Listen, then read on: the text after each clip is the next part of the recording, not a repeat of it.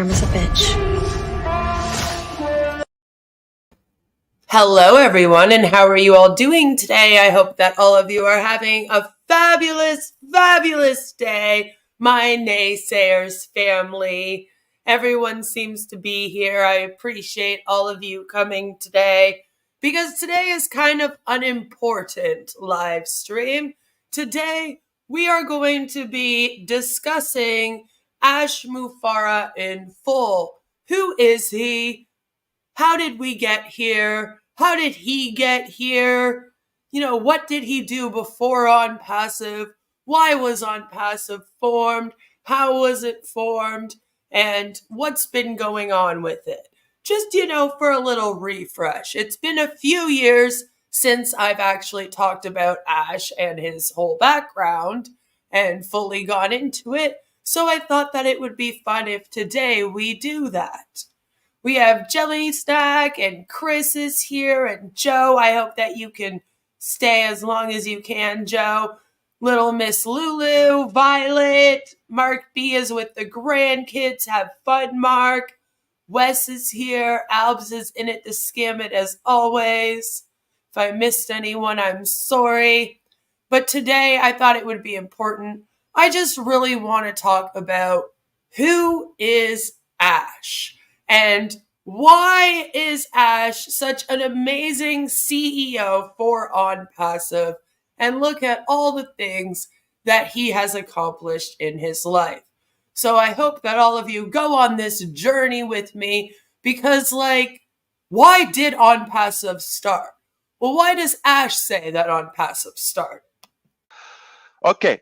So back to the beginning, I am Ash and I'm talking to you. I'm going to tell you the journey of Onpassive in brief. Okay, we began on this journey in 2018 and it's important to understand what's been done and where we are and where we're going, okay, so that you have a good understanding. I think you will appreciate the clarity.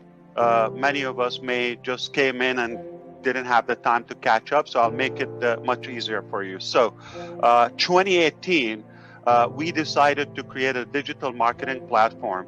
The reason behind that, I was recently trying to have this concept of working from home or the digital life or having that freedom where I can work from anywhere and make a living. I am always, and I have been always passionate about technology and new sciences and modern methods and tools in our life. So in 2018, I got to the point where I was unsatisfied and displeased of what's available in the market. So I could not see myself doing any of those options were available at the time. They had issues, and I'm sure you probably are familiar with some of the cases that occur. So I just saw there was a lot of unethical practices and wrongdoing. I couldn't possibly feed that or support or be a part of any of those companies. So meaning I got to the point where I start to lose hope of this concept of freedom and having financial freedom or making a living. So we're gonna deal with the regular corporate or brick and mortar business without the virtuality, or having a virtual lifestyle, global business, have residual income. All those beautiful concepts started to fade out. Like, this is not as easy as we thought. So I was at a intersection in my life. I needed to go either the direction of giving up that dream or and find a personal solution, just take care of myself and family. Fortunately, I have experience, I have high education. I can solve one family issue, no problem, whether it's a job or some sort of business. I can still maintain to do that. However, I still see there's a bigger meaning and fulfillment if I had a big more return for the work I do that goes beyond myself and my family. Obviously, we went the hard direction. We said we're gonna make the business where we can either save the community or come up with something that is clean. We do it right, and it will be sustainable long term. We do everything according to the laws, according to, more importantly, the ethical and fair and the fairness and all of that. So that was the decision. And one big reason behind the motive, we thought we already know what's good and what works and what's right and what to stay away from. So that's already a big plus. It's not like we had no idea how to make it, because we've been around, and without going to the past, we knew what would make a good business, ideal business model. We knew what products are really needed, or at least we needed all the time. So we thought, if we create those products and do this business structure or this business model with such a fairness, we're going to have a game changer. And actually attend where we show occasionally, especially now because we're getting more more production and more things are being done. You're able to see exact products and live modules. So occasionally we do that, like a product demonstration. Okay, the public is not going to see that. You only get to see that. And some of the pieces, like the traffic, what we're doing now with some of the YouTube videos, the Go-Founders, the email delivery, the wallets, the merchants, all of those pieces and details of the business are technically requirements to be required to be tested. So you are being a part of the beta testing, okay, which is simply testing products or features or functions with a limited number of people who have access to it. And I had a webinar, I called it I Quit. Okay, it was just a subject line. If you all recall, if you were with us, it was a subject line I used. It's from a marketing perspective, like shocking news and all of that. You just want to get attention. And the meaning of I quit was, I quit giving you timeline. I'm not going to say 60, 30 days or all. So we said, I will not give you. That's the I quit mentality. And if somebody is unhappy with that, at any point, we will honor their request of refund. So we allowed a few dozens, decided, okay, I'm not going to wait. I'm not going to have an open. We respected that and gave them the money back, closed the account. It was done. We have two floors are occupied now. Two are being remodeled, and we're gonna just swap once those two are done. Then they go. So the whole building will be redone. I will show you some pictures. Still undergoing. Speaking of Success Road is always under construction. That's a good example of that. So you'll be talking, or we are like make conferences, and you hear the banging, the drilling, all of that.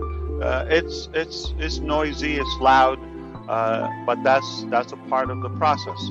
Now we are at a state where we will also downsize the Bangalore office, just to be fully transparent with you, okay? Transparent. That works for the public, for the customer of Onpassive, for the founders, anything that is fair and useful. Please go ahead and suggest it. We will consider that. If it makes sense, we will implement it. But we have real people, and they are here, and they get paid full-time salary just to serve you and work on your business and my business. So I hope that makes you feel powerful. and like a hero that you have all this massive team and at your service.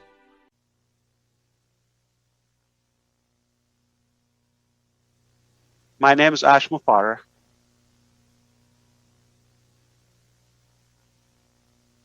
And I'm your friend.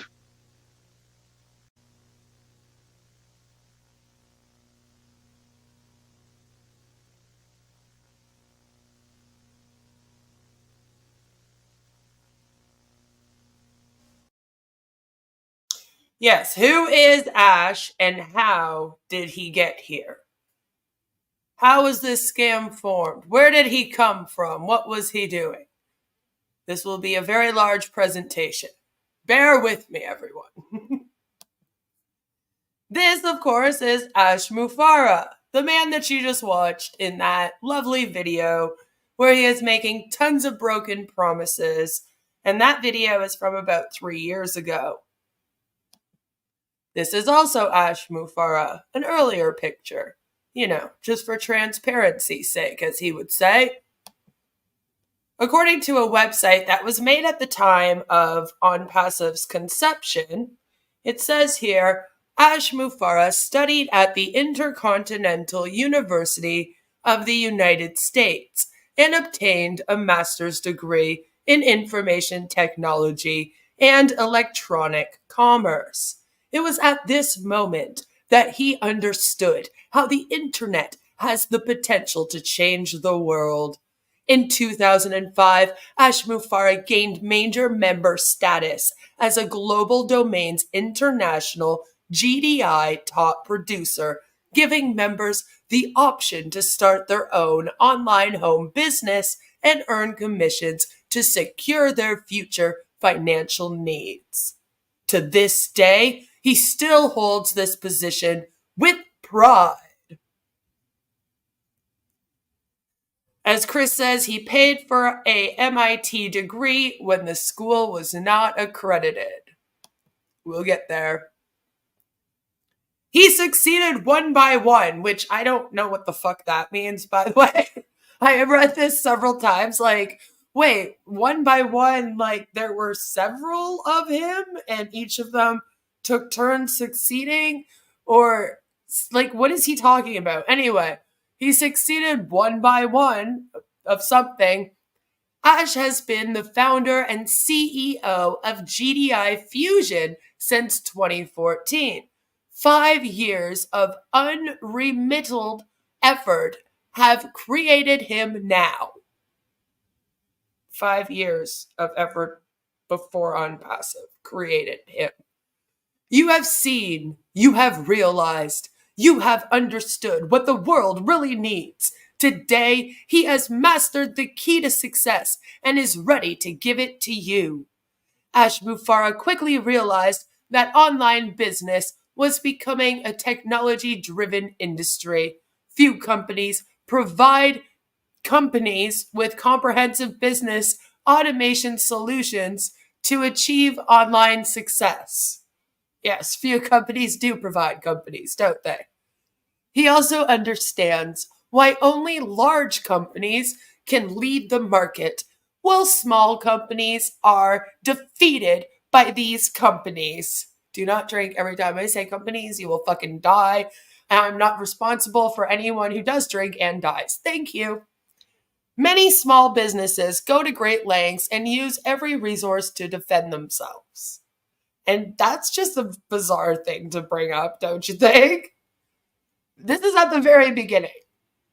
So nothing has happened that's happened, you know, in the last couple of years with them legally.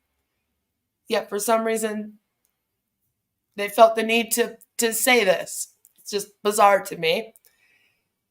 Instead, business owners should use tools to profit from their business.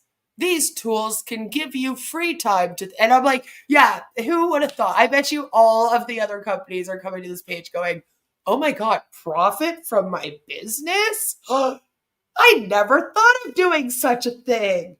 How crazy. I should get right on that. You know, like, come on. Come on. These tools can give you free time to think about your strategy to create better tools and services for your client. So yes, you're using tools to create tools. Onpassive, creating tools. Yeah, actually that works. He believes that every company, large or small, should have equal opportunities, tools, strategies, and budgets for competitive competition. I mean, is there any other kind? Violet says, he's a trailblazer. What can we say? Maybe he is actually innovative, right? But that damn competitive competition. Therefore, they conceived and launched Onpassive now it says July 2018, but when you look up when the company was registered, it's June 2018. But maybe they didn't actually do anything until July. That makes sense. Or come out publicly until July either. That would make sense, right? Which not only provides its registered members with free trading tools, but also provides its active members with the remaining lifetime income. Hi, gents. More empty marketing speak, pretty much, right? These members have access to advanced automation tools, which what the fuck does that mean? What does that actually mean to them, Powered by artificial intelligence, AL, and are equipped with modern analytical techniques. These automated tools eliminate the manual processes and provide complete control of most business activities, providing business owners with personal time. He also released Go Founders as an Onpassive backend, allowing founders to register seamlessly.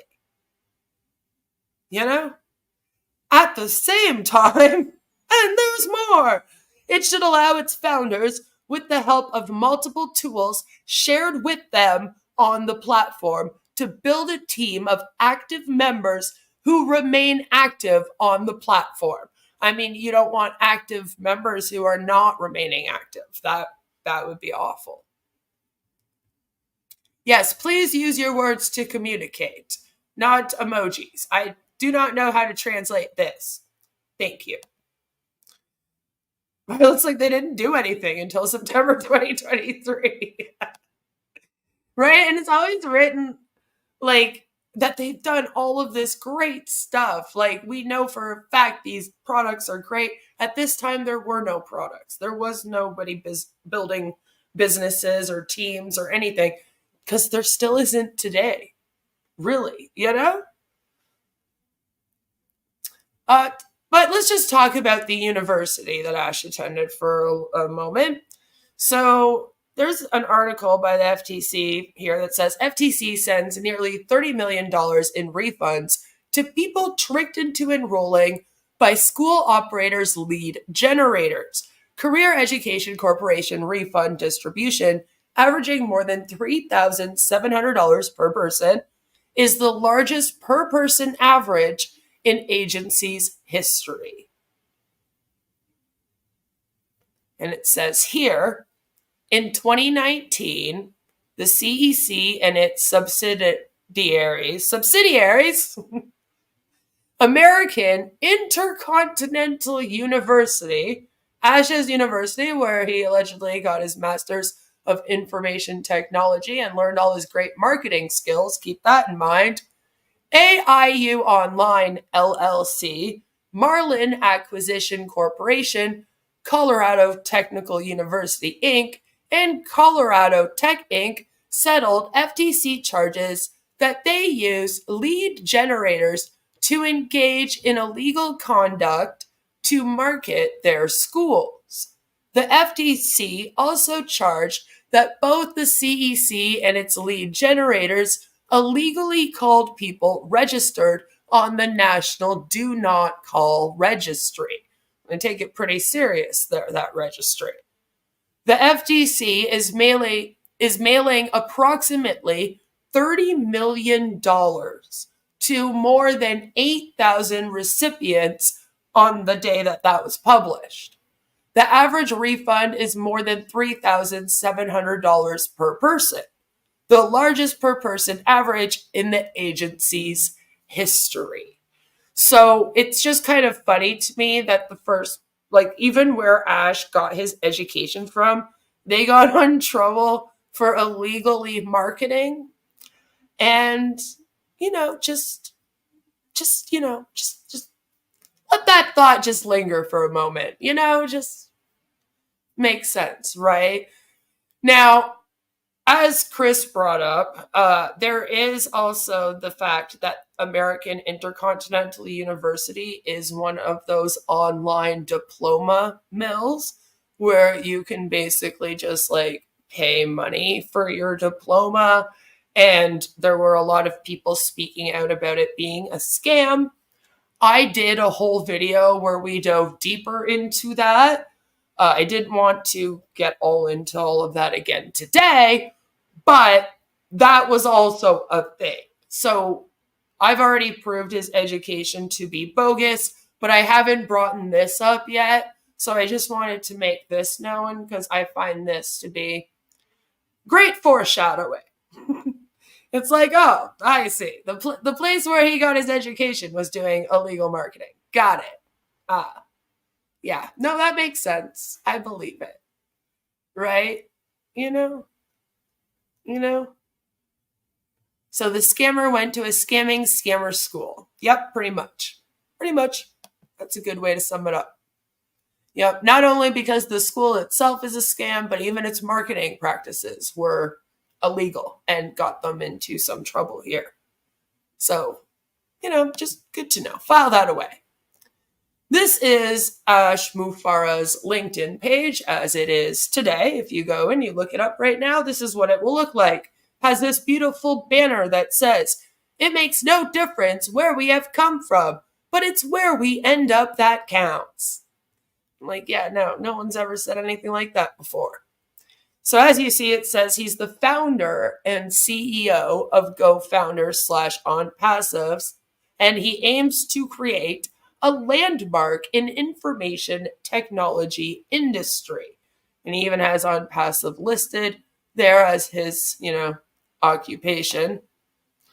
His about section on his LinkedIn right now reads, Ash Mufareh's #AllTechnology is a pioneering technology in the business landscape.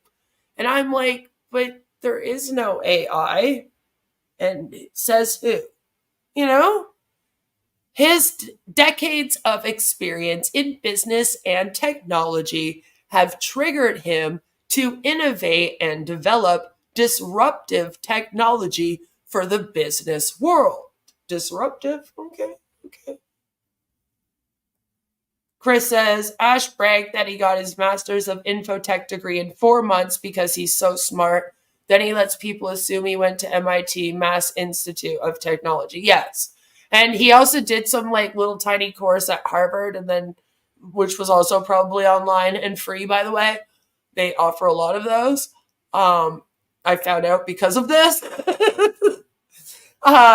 And he tries to make it seem like he graduated from Harvard University. There was this really weird live stream that we reacted to a few years ago where he and Susie were hanging out together, and they were both wearing Harvard. I think he had a Harvard mug and she had a shirt on or something, their merch, the Harvard uni merch.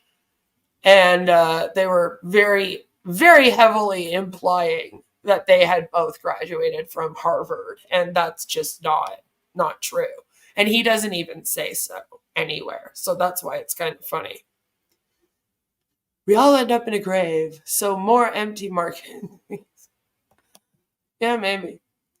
So this just reads basically very similar to the website, right? Where it says Onpassive is an organization that builds AI-based products and delivers them to the world of aspiring business persons. The aspiring business persons, which now it's getting a little weird grammatically, can utilize the technology and milk them, to create automated businesses, milking the technology, everyone, which are essentially money-making machineries that can alleviate the financial positions of millions around the world. Even most of the common persons without any technical knowledge, interesting, can overcome the challenges of running a technological company and be successful at it. And I just find it interesting that even here he lists that is really his target market, isn't it? People without any technical knowledge. That's his target market. He pretty much admits it here. He's like, yeah, it's my goal to show those people that they can totally run a tech business. And I don't know, I just a little bit of cop out.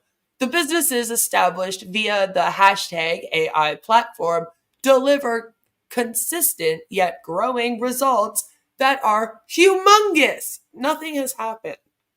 What are these humongous results, even today, and can boost the financial position of millions of ordinary citizens around the world. Ash Mufareh has not only innovated with Al technology, but also mentors aspiring business leaders who, again, with his business and technical knowledge, right? Like, he's making it sound like he's a consultant of some kind. And I've never heard of him doing any kind of technical consulting or even business consulting, but whatever. The leaders can take the help of the available resources and build their business and stay financially independent and free for the rest of their lives. They can retire early, interesting, and spend the remainder of their lives. Why are you so obsessed with the end of people's lives, damn it? In exotic locations without having to worry about generating income for their sustainability. That's right, going to all those webinars, but at least you're in exotic locations. Then it's hashtag Ash Mufareh, hashtag Ash Mufareh reviews, hashtag Mr. Ash Mufareh, hashtag Mr. Mufareh, hashtag Ash Mufareh review, hashtag Ash Mufareh Onpassive, all capital letters. Remember, don't put any lowercase. That's bad. They'll get mad at you. But yeah, then lists all the socials, of course. And this presentation is a mixture of things I've found myself that are public information of Ash that you can look up, as well as things from Behind MLM.com. So please do go and join their mailing list if you haven't yet. Throw them a few bucks over there. Oz has been following Onpassive since before I was following Onpassive. So, just go over there and support. So he's done a fabulous job of kind of keeping track of all the stuff Ash is a part of as well. And I've very much used him as a guide for this. Joke Poketeer said, it's so awkward, like it was all written by ChatGPT version 0.0001. Yeah. Humongous, is that what Ash told his wife? Right?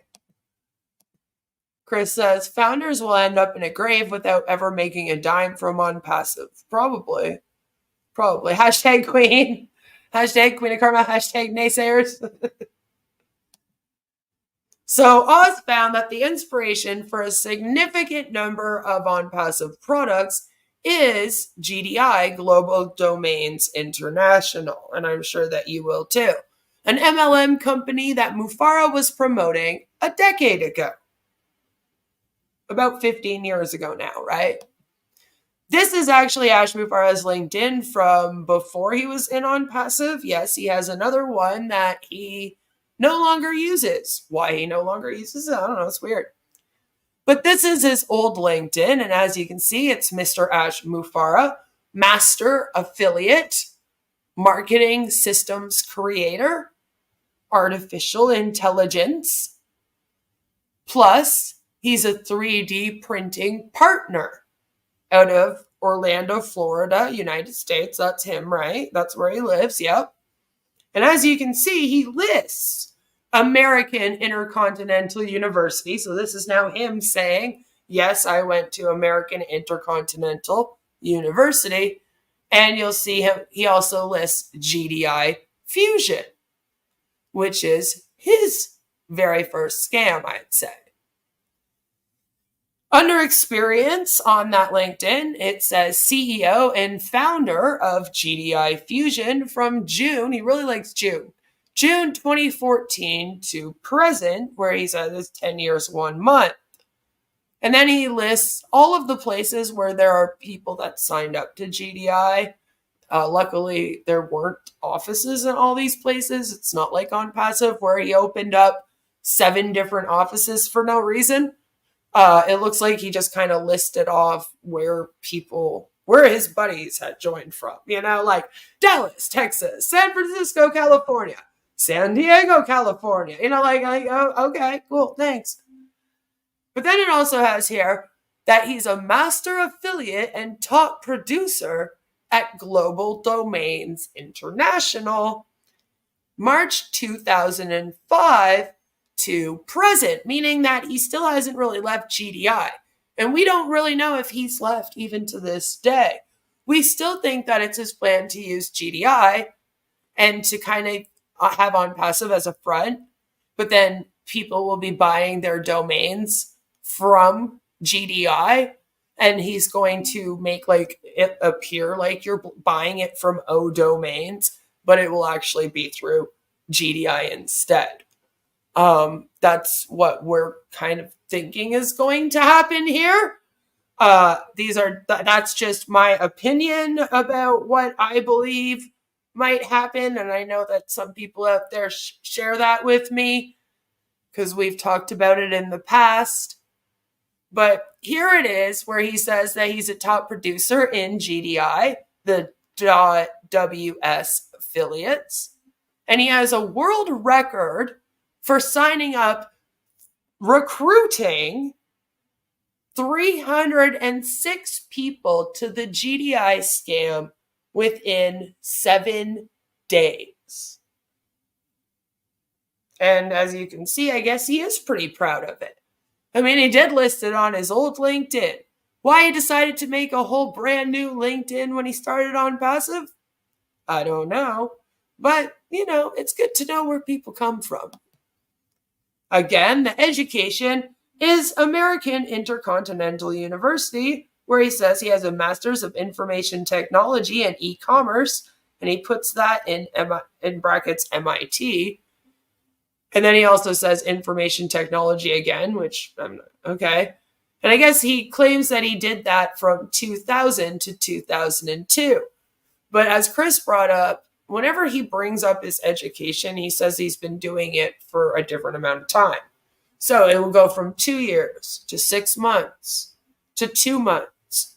Chris heard 4 months. He doesn't know how long he went there for, and I can't find any proof other than this that he went there. So there's that. I'm just putting it out there.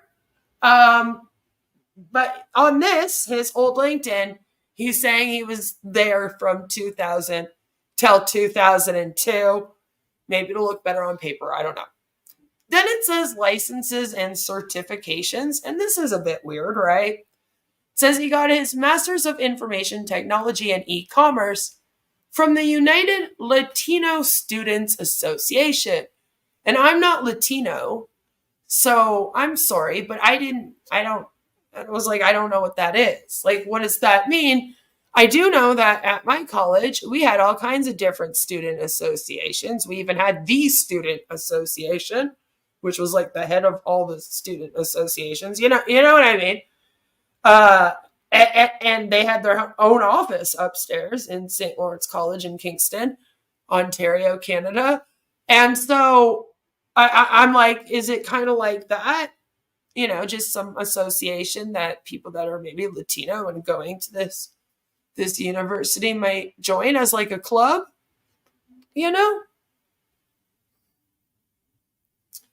So I went and I looked it up, and they have the United Latino Students Association. This is their crest. And it says that the United Latino Students Association, ULSA, was established in 1990 to promote unity and provide, it's been around for a while, to promote unity and provide a strong networking channel among Latino-based professional-oriented organizations. The United Latino Students Association serves as an umbrella organization for Latino-based organizations in universities across the state of California. The immediate purpose of the organization is to actively participate in the development of professional, social, and entrepreneurial skills, all while creating a network of opportunities for both undergraduate and graduate students to effectively communicate between CSUs, UCs, and private universities. The mission of the United Latino Students Association is to strengthen the relationships of professional Latino-based organizations across universities and lead academic, social, and community service efforts for young careerists. The vision is to be part of an ongoing network of students working together to amplify the need for Latinos in the workforce. So it is. It's basically like a social club, but they'll also help you go and take courses and do things to advance your career if you're Latino and you're going to university. But I could not find one at American Intercontinental University. So I do feel the need to say, because this seems like a great organization. I mean, the United Latino Students Association, they've done nothing wrong here. Okay, they're not the ones we're talking smack on. They've done nothing wrong here. And I don't think that they would ever claim that they would directly be giving out masters in anything, because they're not a school, you know. So I don't think they're claiming that. Ash is claiming this. So I just want it to be known they don't know. They probably have no clue. Okay, I don't think they've done anything wrong here. They don't have anything to do with why Ash is lying about his fucking education. I wasn't even aware that he was Latino. I don't think anyone was. There's some questions about if he is just using this. So I just want to put it out there. This sounds lovely and very necessary. We could have an association like this for like every single marginalized group out there too. That would be great.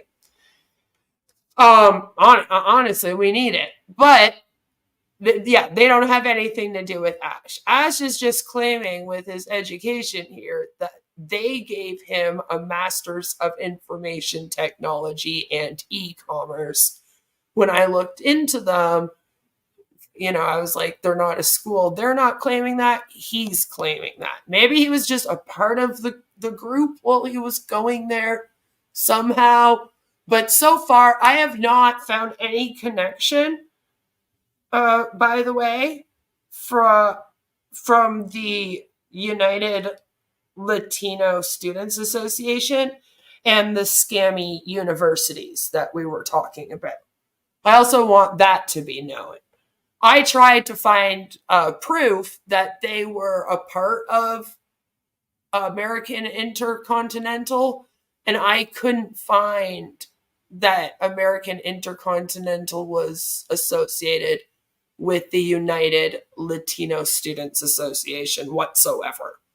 So I don't even know if those two things are associated. Ash is just kind of associating them due to him listing his licenses and certifications, how he has here. Maybe those two things are supposed to be separate. Maybe he means he went and got a master's of information technology and e-commerce, and then he was also a part of the United Latino Students Association. But a lot of you are getting very upset because you're saying that he's Egyptian and not from Latin America, and he's not Latin Egyptian. So, you know, and I understand, but that's what his old LinkedIn says. This is him, not me. All right, just that's where it is. That's what he says. Infinite dumb wisdom from Ash, right? So that's what he claims. They're very lovely. I cannot find any connection to them in any scam schools. If anything, seems like they actually work with the better accredited schools in that area. So I don't know. Sounds lovely. Let's get on to AshMax again. Let's go back to AshMax here for a moment. Continue on the road. So we've talked about GDI Fusion. Now let's just take a moment and talk about AshMax. AshMax is the other company that Ash decided to open up. So you can see here there is a press release that was done on July 27th of 2010. AshMax, a free marketing system. It says AshMax was founded by Ash Mufareh, who is a top recruiter for Global Domains International. Global Domains International. Joe says, heck, even DC Media Girl could join that group, but not Ash, right? I mean, that's true. I mean, yeah. I don't know if they would kick anyone out either, though. Do you know what I mean? Like, maybe he did. I don't know. But it says here that he decided to open his own company to help those struggling online. Isn't that nice of him? See, so all the people that are O-founders, they're just people that are all struggling online, guys. Found this newswire.com article that was written back when AshMax was going on, basically to promote it. As you see, it was July 27th, 2010. Excuse me, 1 second. I need a drink before I read this.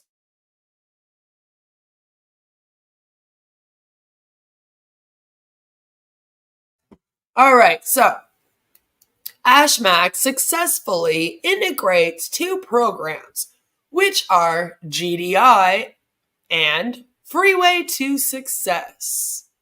Hold on, Kig. I like how you took no time to be like, what the? That's what I did too the first time I looked at the page. I even went and read it to my husband and was like, tell me what's wrong with this. The AshMax system itself is free. Great news. Thank God for that. But monthly membership fees total $20, which is $10 for GDI and $5 for Freeway to Success. Yep. The AshMax system itself is free, but monthly membership fees total $20, $10 for GDI, and $5 for Freeway to Success. So there's two things you should be picking up on that. And I don't blame you for all being very, very into the math. That is definitely the first thing I picked up too, was wait a minute. Now listen, I am real dumb when it comes to math. I still have to do some counting on my fingers sometimes. But I definitely know that 10 plus 5 does not equal 20. Okay, I know that much. All right, that does not add up. The other thing is that basically the AshMax system was Ash using two other systems that other people were running and had created, GDI and Freeway to Success, not his own system, right? It's flat earth math. It really is. As usual with Onpassive, the math ain't mathin'. No, it's not. Right? So AshMax required all members to sponsor at least 5 members within 20 days. Once that's done, they're members of the system for life. Commissions are earned by promoting your AshMax business, and others can then join both of the above programs through AshMax. Once your AshMax account is set up and you qualify by joining both GDI and FTS, because you have to then join GDI and FTS, both under Ash. So now you're in 2 MLMs underneath him in his downline, plus you're in his company. So he's getting paid 3 times for you to be there, right? Then you have 20 days to invite 5 others to join the system. If this 5-member requirement is not met, then the member is removed from the system. He will boot your ass out. Bye-bye. Bye, bye, bye, bye, bye. So you're gone. But don't worry, because you will still remain active with GDI and Freeway to Success, because you're paying for those programs. And he can't kick you out of them, and he needs you in his downline on those too. That's the only reason why he has AshMax running, okay? And he's like, yeah, because you're paying for those programs, of course. Duh. Duh. This is why this system can be so effective and improves everyone's potential for success. By encouraging members to take action right away, the results are increased, while the time it takes to get serious commissions is maximized. Company information. Rebooting Onpassive changes nothing, right? I bet he got to keep their money. Oh yeah, probably. So, Freeway to Success, FTS. The company was founded by a few different people, actually. There was Doc Lett. Oh, I'm going to say a lot of this wrong. From Decatur, Alabama. And Doc Lett was also the CEO of Freeway to Success. He has been, for most of his adult life, an entrepreneur and has more than 15 years of experience in network marketing industry. So MLMs, of course, right? The products offered are access to an ebook library that is updated each month. Oh, goody. So there is always additional value being added. Love it, right? A discount code, because we all need one of those, to join restaurant.com. You will be able to use your membership there to save up to 90% every time you dine out. I doubt that. Good luck with that. Also available is the U.S. Pharmacy Card, which allows members to save up to 65% on all of their prescriptions. They can deliver their products to over 100 countries, thus enlarging their market. The compensation plan is a very simple one based on a 5x5 matrix program. Sound familiar? They wanted to do a 5x5. Ash was like, I'll do it better. 3x3. 3x10. How about that? We'll do 3x7. No, 3x10. We're going to take it to the top where their ears will pop. So this is the CEOs here of Freeway to Success. Mark Kearns and Sadie Houghton and Graham Doggart. These are the people that were the CEOs of it. And in October of 2022, Behind MLM posted an article saying Freeway collapses. FWT token, which is Freeway token, dumped as admin's exit scam. Yeah, 3x10. Boom, baby. Boom. Alp says, what are you guys talking about? AshMax is free. $10 to GDI plus $5 to FTS equals $20. No fraud. Duh. Come on. Simple math. Simple MLM math, okay?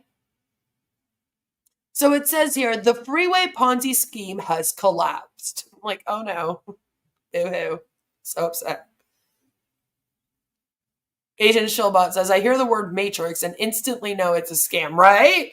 It's either a scam or it's some weird alt-right incel that's about to try to, like, sell me something, and I'm good on that, too. You know? Like, no matter what, it's not good.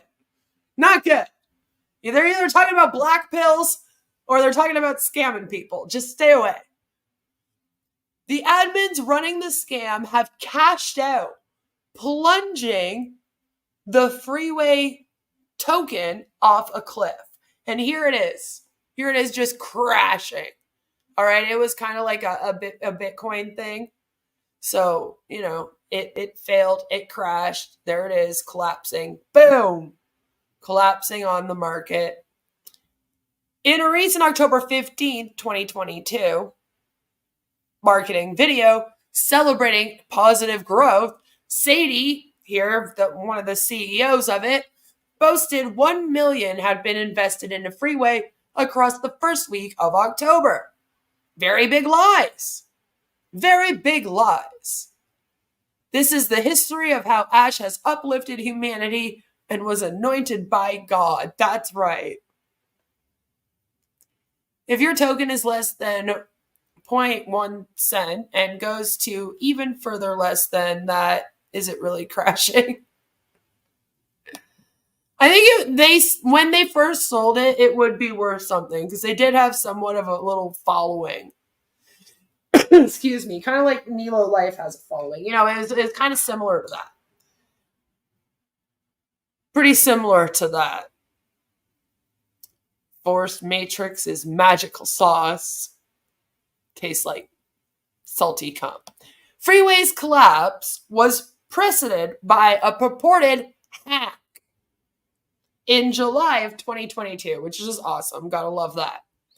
This saw the Ponzi scheme reboot with a new smart contract, but as you guys saw, it did eventually crash in November of 2022. It was all over, but there was an update here from September 2023 that whoever is still in control of their business there is now looking to reboot it as Thrive FI or Thrive Fee. I don't know how you would pronounce that. So stay on the lookout for that one. If you see that one anywhere, don't join it. That is actually this scam here. Freeway to Success that Ash Mufareh was in. Global Domains International, GDI, the owners are two men of vision named Mike Reed and Alan Azir. They were already self-made millionaires who saw a unique opportunity to exploit, that's a good word, the ever-growing demand for internet presence around the globe. So at least they aren't flat earthers, Joe. At least there's that so far. Products include a personalized .ws domain name, up to 10 email addresses with your domain. Oh, yay. Additionally, the hosting for your domain is included. Thank God for that, right?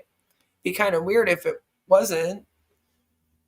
On top of that, you receive an autoresponder, yay, as well as a very sophisticated back office, like an OES. So see, he knows that other places have these. And full company support, including videos you can use to show others the business. Oh, goody. One of the best benefits of GDI is that they offer a free trial for 7 days.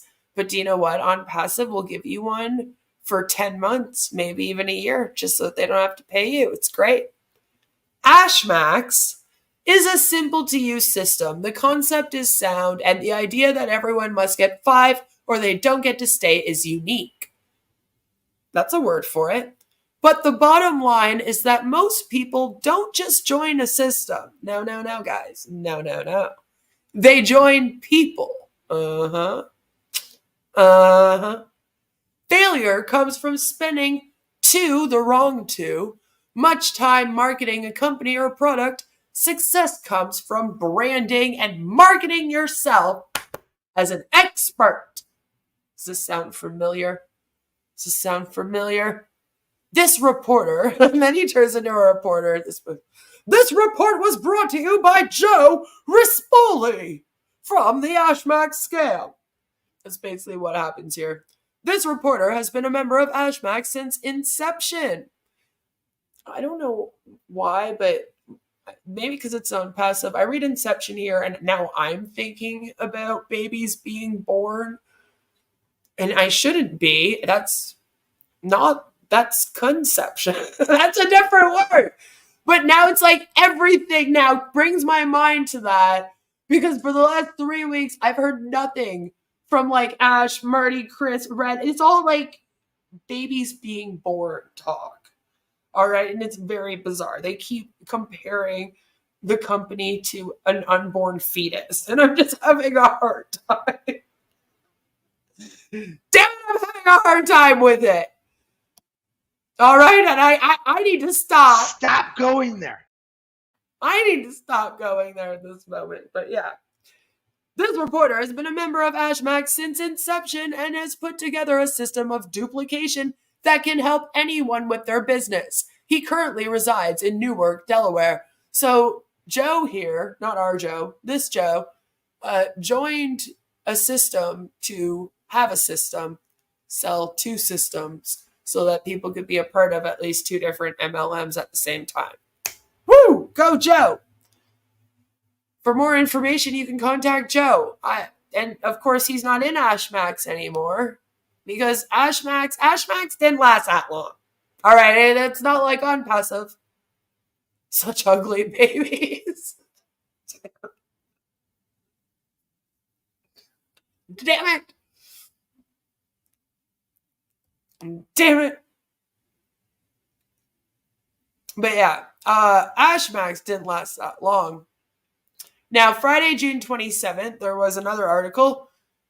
2008, AshMax was kind of, popping off, starting to go strong.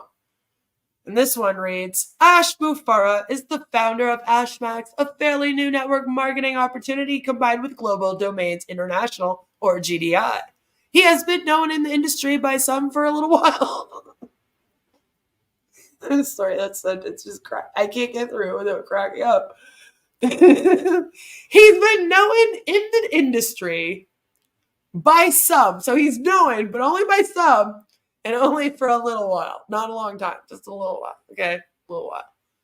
Specifically for his success in GDI, where he was signing up over 100 prospects per week. And I'm like, that's bizarre, because it was actually over 300. But then here it's over 100. So, just... the number changes. It's fun. He established AshMax with the intention of helping serious and committed individuals to be successful in the industry. The goal of this system, and not like why he started Onpassive for all those people that are having a hard time on the internet. AshMax was actually for the individuals that were successful. Okay, they wanted to be successful. They weren't struggling. He should have just called it Ash Matrix. That would have been a better name. It would have. All right.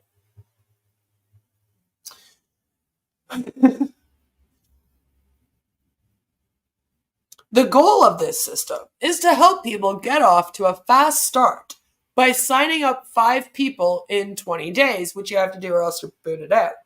If they fail to do so, they will be removed from the system entirely. See, it's so final. And cruel. How cruel. There is no question that Ash Mufareh is a visionary and someone that understands what it takes to be successful. His latest program is certainly a legitimate opportunity for those that treat it like a business. Again, you gotta treat it like a business, right? This is not a business where you will be handed something for nothing. No, no, no. But you will be rewarded for putting in your effort. So basically just like all MLMs, right? Unlimited bonus can be yours. Mufareh is applying some wisdom, I don't know where, anyway, to lure committed professionals. Lure. Language is very, very interesting, isn't it? To lure committed professionals into this MLM by weeding out those that either do not perform or who are looking for a get-rich-quick. Although I am not a member of AshMax, and I'm like, okay, so why the fuck should I listen to you? I believe that one can see success fairly rapidly by applying the system and working hard. Obviously, this person was paid to write this article. He's been doing this for a very long time, hasn't he? Behind MLM goes on to say, 2 Ponzi schemes I was able to link Mufareh to include Telex Free and Pay Diamond. Telex Free was a Ponzi scheme launched in 2012. Telex Free was shut down by the SEC, same place that's after Onpassive now, in 2014. An investigation by a court-appointed trustee has since revealed Telex Free investor losses in excess of $3 billion. One of the biggest scams in the world. Obviously, Ash never runs a get-rich-quick scheme. Obviously, duh. So here on November 27th of 2015, there was an article that is entitled, Bankruptcy Judge Finds Telex Free Operated a Fraudulent Scheme. In widely anticipated finding, the subtitle reads, Judge says company is liable for claims by as many as 1 million investors. Okay. I believe that's pronounced Worcester, but tell me if I'm wrong. Lawyers pursuing a class action lawsuit against Telex Free and others involved in the worldwide multi-billion-dollar Ponzi scheme asked a federal judge in Worcester on Wednesday to approve 3 icebreaker settlements totaling $2.1 million, records show. Jelly says, I wish Onpassive was called AshMax. I know, it's such a better name, right? So much more fun, AshMax, than Onpassive. I agree. Lawyers for People built in the scheme wrote that while $2.1 million may be low compared to the potential total damages at issue, it is an appropriate icebreaker in what is expected to be a lengthy court fight and will secure cooperation by the entities settling their portion of the case. Agreeing to settlements were Joseph Kraft, Telex Free's Chief Financial Officer, the CFO, Base Commerce LLC, the merchant, and Synovus Bank, the merchant, along with related entities and individuals, court records show. Many defendants remain in the case, with lawyers noting that the 3 entities settling have agreed to provide information to help them pursue larger awards for the nearly 1 million potential class members. Telex Free was a Marlboro company that pulled off what prosecutors have called the largest fraud of all time in terms of victims. The largest fraud of all time, Telex Free, in terms of victims.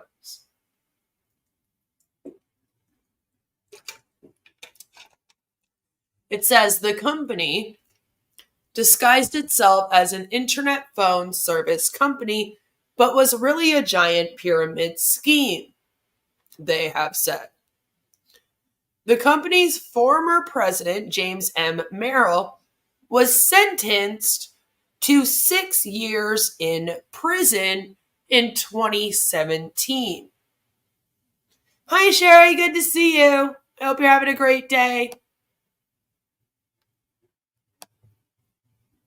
All right, calm down, Andy. The co-founder was Carlos Wanzler, and he actually fled to Brazil years ago, but was arrested by authorities over there. U.S. prosecutors were working to get him extradited to face charges.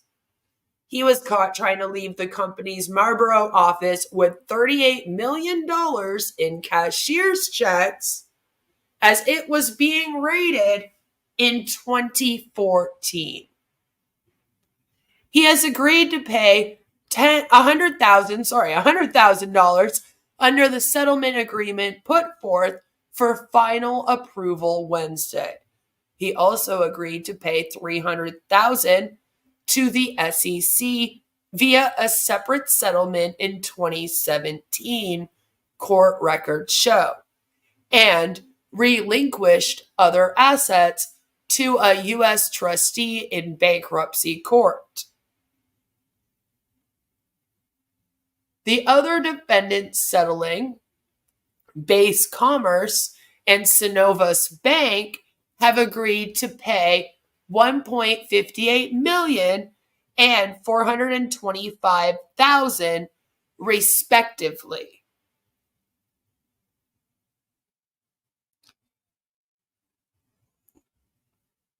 Base Commerce was a payment processor for Telex-Free. Lawyers wrote in court documents while Synovus Bank stopped providing services to Telex-Free within 30 days of beginning to serve it.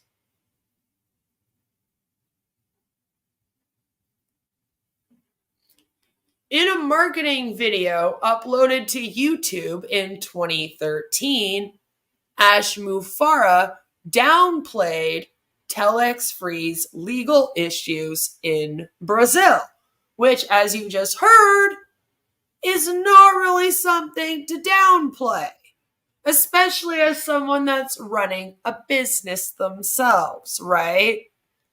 And there's this direct quote. As of now, Telex-Free has made many mistakes. Not one or two, many mistakes in Brazil. However, past doesn't mean the future. Brazil doesn't mean the United States or the world. Anyone who experienced what happened in Brazil, who had a position in Telex-Free, they would definitely become more protected in the United States. And I'm like, what are you talking about? Agent says, I wish Onpassive was called Ash Minimum. Yep, I mean, that would be honest. That'd be honest. That'd be an honest name for it. So AshMax, Ash Mid. Ash Mid. There we go. Ash Mid. But Ash seems to think that, like, whatever was going on in Brazil was just happening in Brazil. He doesn't seem to understand that the person was in the U.S. and they fled to Brazil, okay? And then Brazil caught them there for scamming and trying to run off with $38 million like we just read. Like, hello, Ash! But he goes on to say, because we know they, Telex-Free, have a strong will to survive and stay in the market for a very long time. Years to come. Sound familiar? They said they, Telex-Free, have to take extra measures to be protected in the United States, as there is a very clear constitution and law that doesn't change as frequently, and to mention a solid law. I can't accuse anybody or any government of having some maybe gaps or you know what I'm talking about. But this is a lot more reliable in terms of business in the United States. So he still wanted people to, be okay with Telex-Free. Behind MLM reviewed PayDiamond in early 2017 and based on its business model concluded it was a Ponzi scheme. PayDiamond collapsed in mid-2018, shortly after which Ash Mufareh began setting up Onpassive. So this is actually a press release for PayDiamond. It was issued by the Manitoba Securities Commission, the MSC, and it was on April 13th of 2017, as you see there. PayDiamond was a company, an MLM out of Hong Kong. And let's just read what the press release said. The unicorn that can't pay. So this was the press release out of Winnipeg, Manitoba.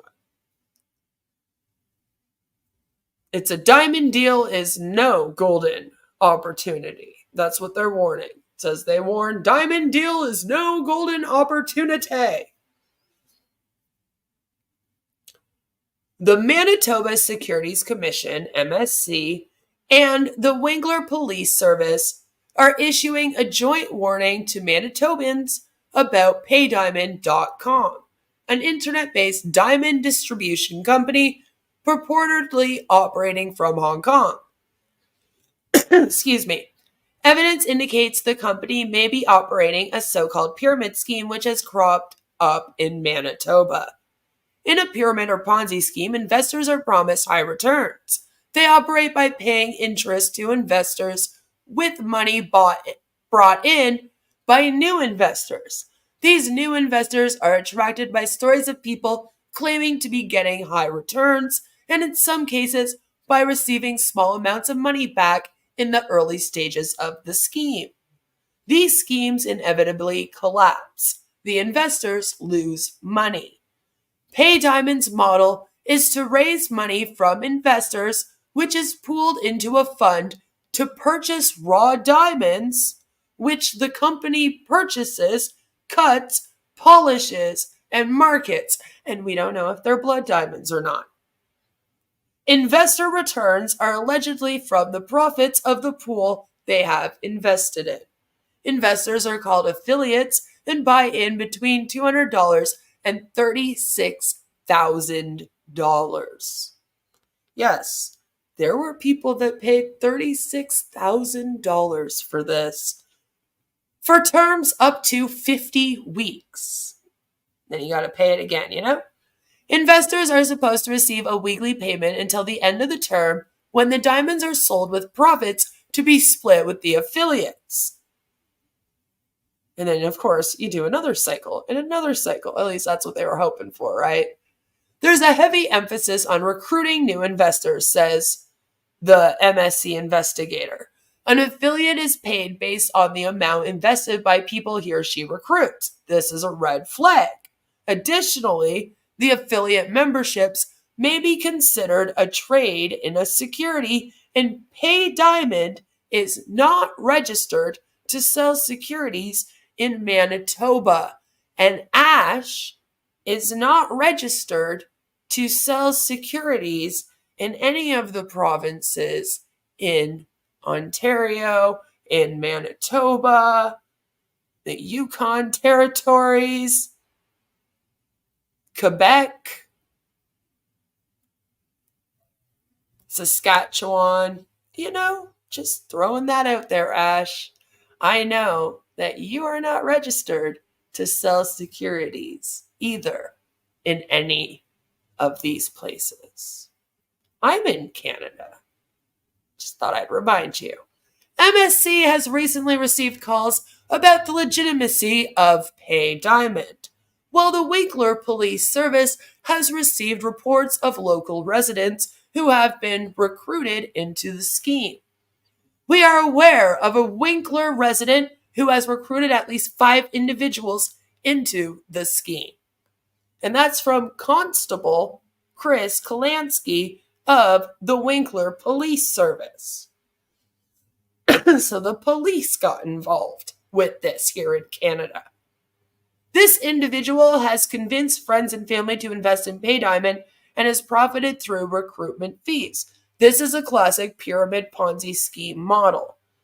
Members of the public are advised to contact MSC or their local police if they believe they have been targeted by a fraud attempt.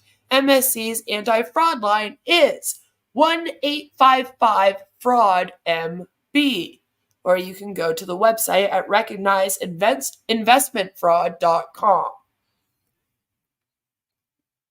So Pay Diamond eventually was also shut down.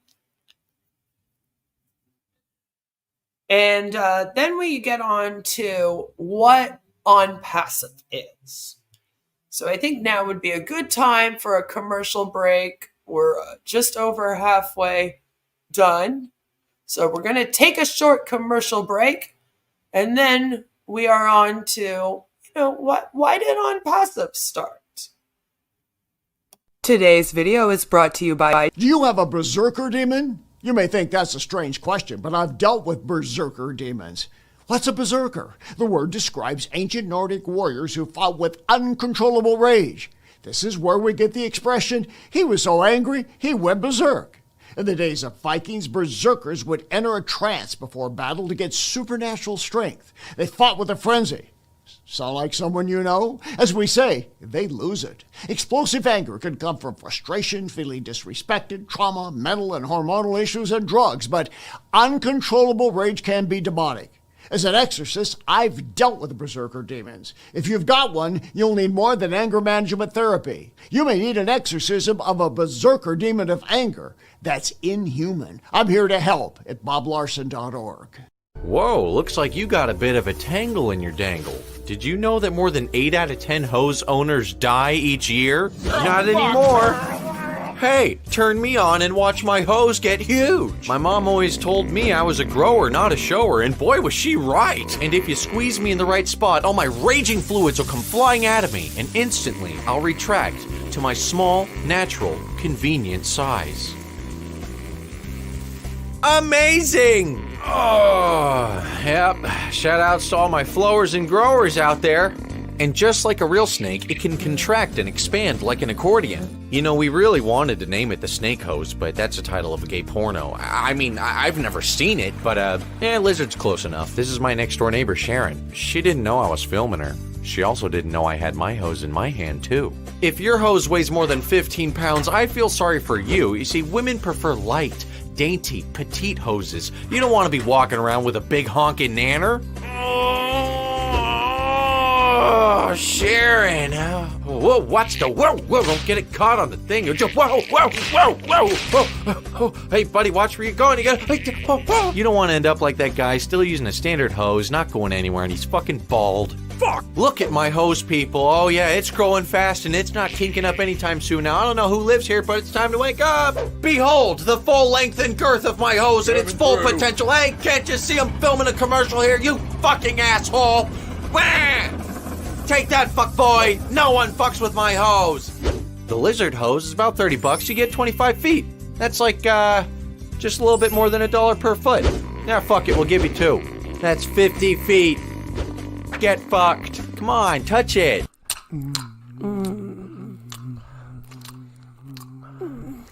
Wait, do you have a condom? You don't have one somewhere?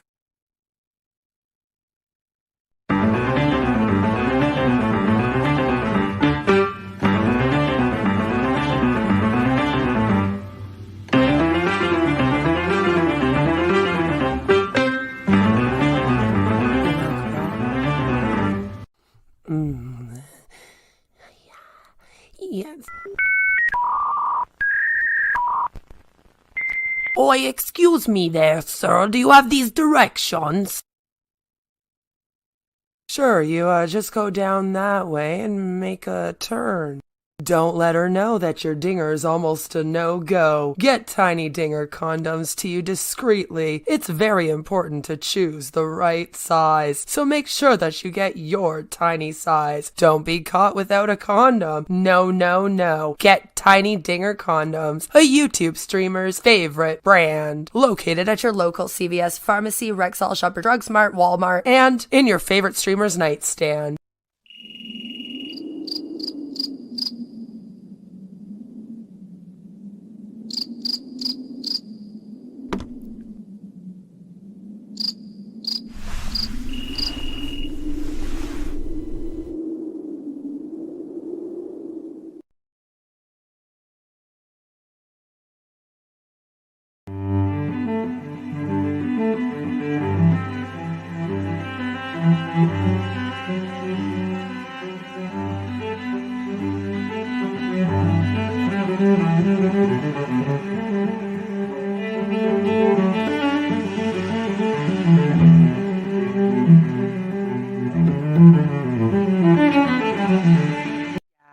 We get it.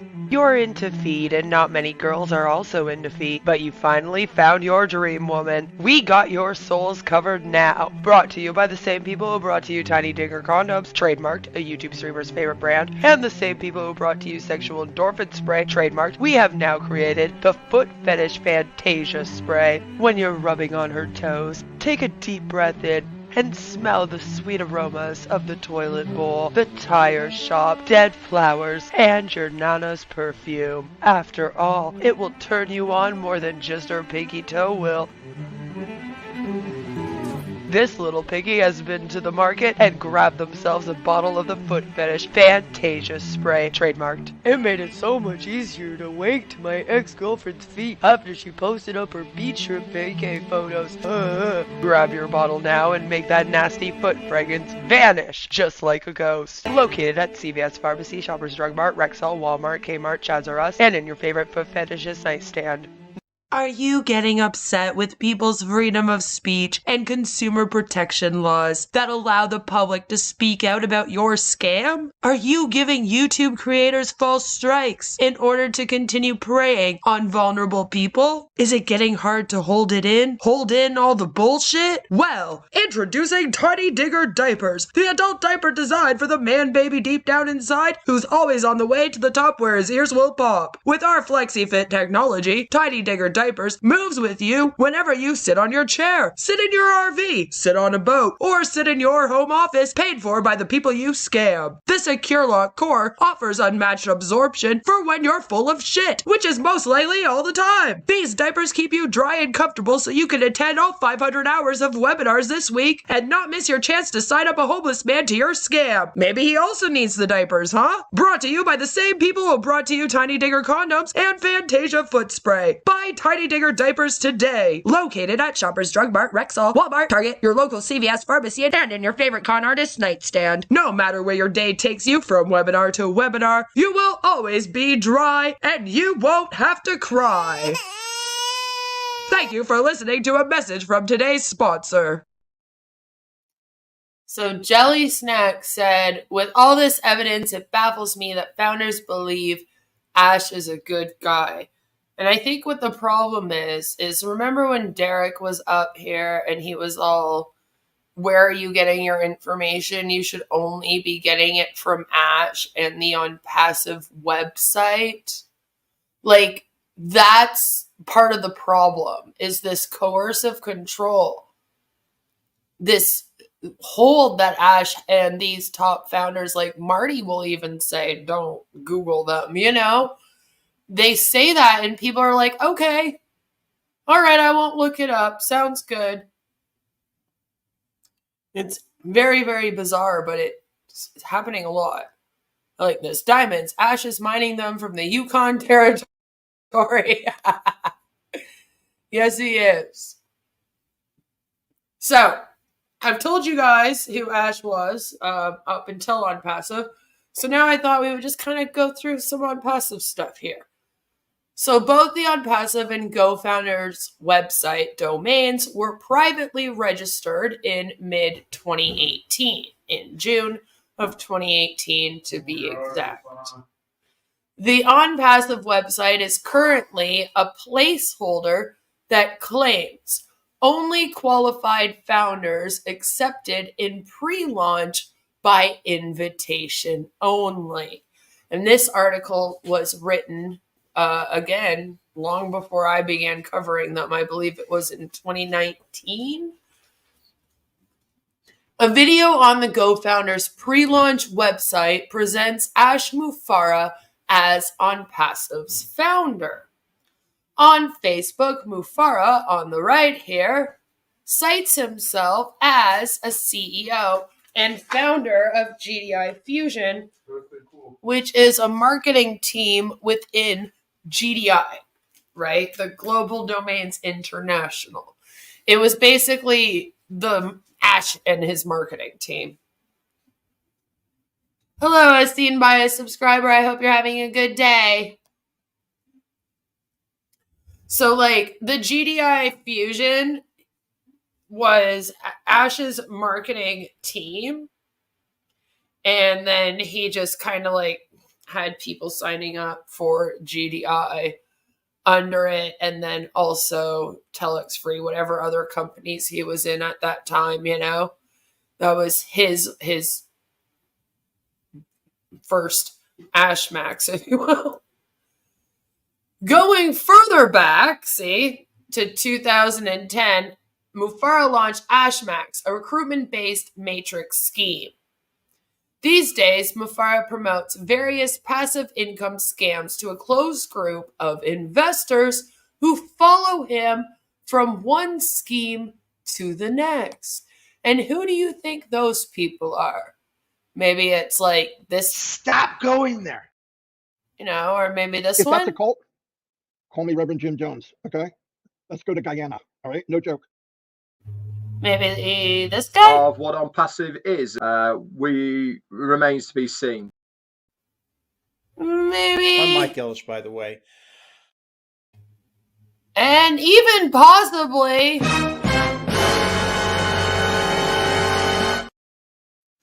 I don't know where they picked up poor Susie from, but I think that we can definitely say that several of these people have been with him for a while. We already have proof that Michael Williams' AIM was in Telex Free back when Ash was in it. Marty and all these guys, they did GDI, and they're quite open about it. So I believe that that's the closed group of investors who would be willing to follow Ash from one scheme to the next, right? These were the very first 20 Onpassive products that were announced. So you have Academy, Bless, Shop, Staff, Mail is released as of right now. Connect is also released as of right now. There's Counting, Trim, sort of released. Post, Wallet. They have their wallet in the OES system as of this moment in 2024. But they cannot sell it as a product right now. So it's not really a product, but it's sort of in existence, if that makes sense. It's like half there. Net does exist. Tracker also does exist, but you can only get a free trial and you can't do anything with it until you get the premium version, but there's no price on it. And again, nobody can buy anything right now because of no merchant. Schmeg, Capture, Create, Chat, Lead, Peer, Virtual, Dit, and Domain. And then they've added several since then. Ash has been quoted saying that there is 50 products that he has completed, ready to go. He has actually said that in the past. So the Go Founders launch is probably how the bulk of Onpassive affiliates will sign up. As I understand, it's being pretty heavily promoted. Back in 2019, this is how it was being promoted, and this is very interesting to me. Right? Request a founder's position now for a 90% discounted one-time fee of $97 to join the 1% at the top before the entire market joins. Highly recommended. Odit is king. Odit is my favorite too. I love Odit.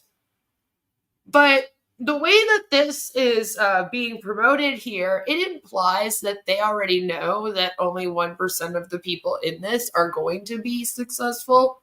Just the 1% at the top. So they're marketing at, hey, come buy this for a 90% discount and you get in to be that 1%. And that's supposed to be the great thing about being an O founder, is that you joined as the top 1%. You're supposed to be at the top of that pyramid. And this implies that they know that most of the people in this are not going to make money. They know 99%. They know it's an MLM. They know it's like all the other MLMs. And they know that only the 1% at the top is going to make money. You know? Alp says, "Oh, diddle is the unsafe social media for all the kitty fiddlers that can't get O-verified on ONet." That's where P. Diddy used to hang out, I guess.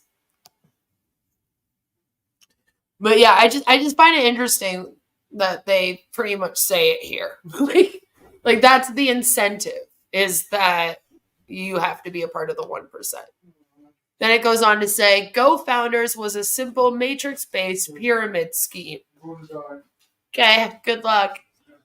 On the back end, you had Onpassive, which was supposed to host marketing tools. Because at this time, Onpassive was supposed to be a marketing company. Oh, fuck. I feel like that's all of the products. Because when they release them, we go, oh, fuck, what the hell is this? Like when they released O-Mail, but it had no reply button or send button. And it was like, why? Just like, and how? How do you make that mistake? Of all the mistakes, you know?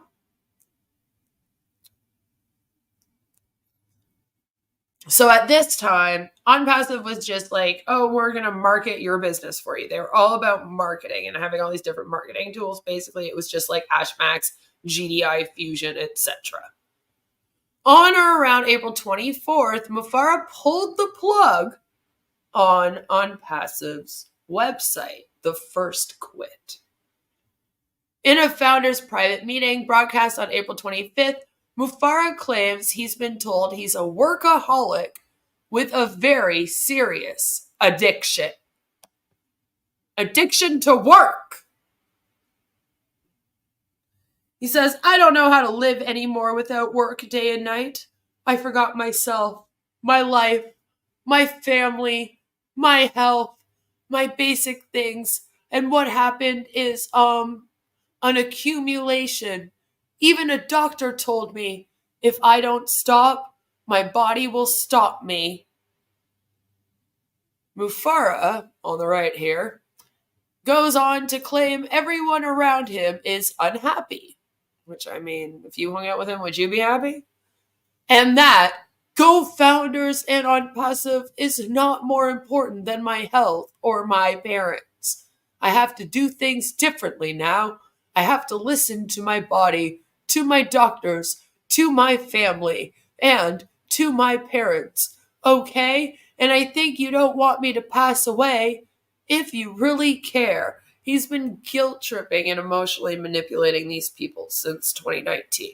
They were supposed to launch, they were supposed to go live, and it seems like every single time that that's going to happen, something big happens in his life, you know? And this one, the doctor was like, listen, you're working way too hard running this company that you're doing nothing for. So, you know, you got to take it easy, my dude. He went on to say, I believe for those who graciously deposited or contributed a simple $97, I hope I have given you enough value. I hope that you value what we learned, past tense, together here. Like, it's all over now. We're not doing this Onpassive Go Founders things anymore. It's done.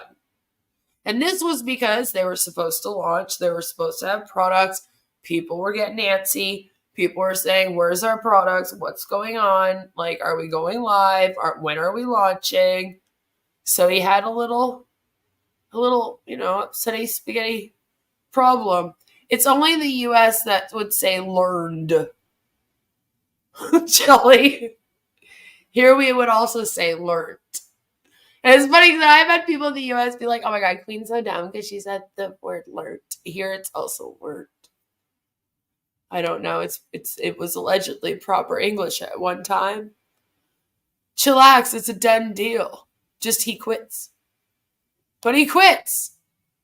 O post is for when O mail fails. You get to send a real letter with a stamp.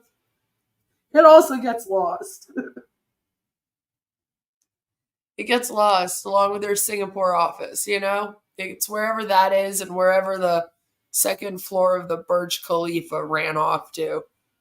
Wherever those things have disappeared to, that's where it is. So it says, at the height of his co-founder's marketing efforts, Mufareh was running around telling people they could turn $25 into $2 million a month for life.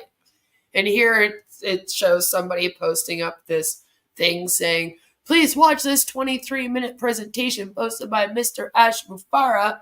And as you can see, it does say $25 one time into $2 million per month for life.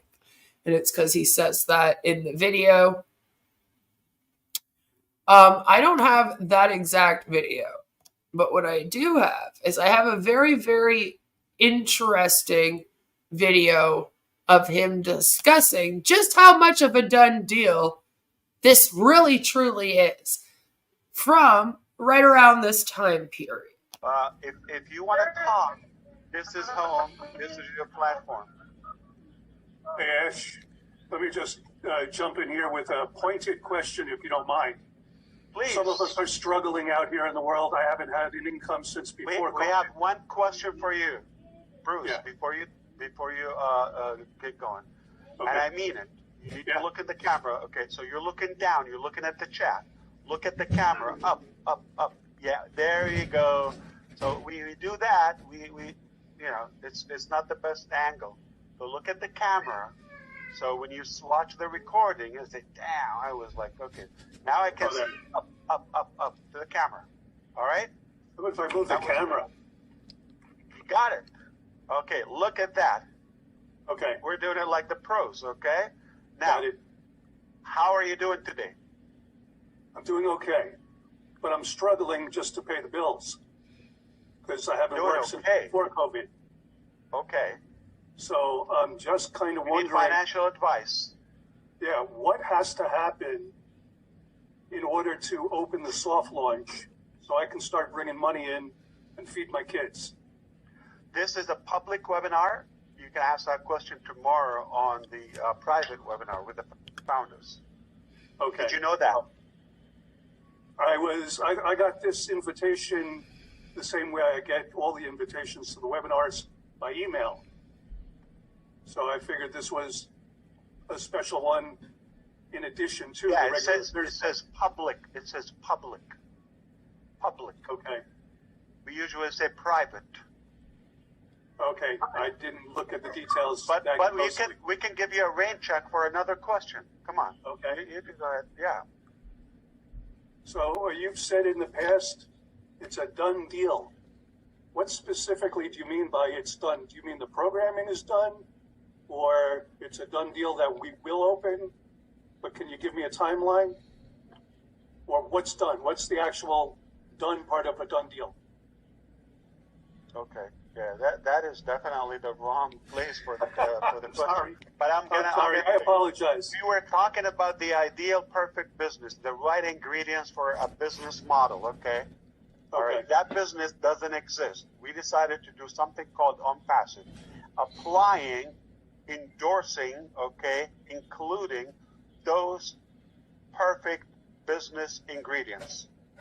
That's Right. what we're done. And we realized after, we've been doing it, that we're able, okay, and we got all the resources and abilities to make it happen. So it's a done deal. It's a matter of time. Okay. I got it. Because some people will question, this is too good to be true, right? It's perfect. It's like a miracle. So that part you missed. I think you're going to enjoy the playback. Okay. All right? So, Thank you, Ash. of course, Bruce. I'll see you tomorrow, okay? Absolutely.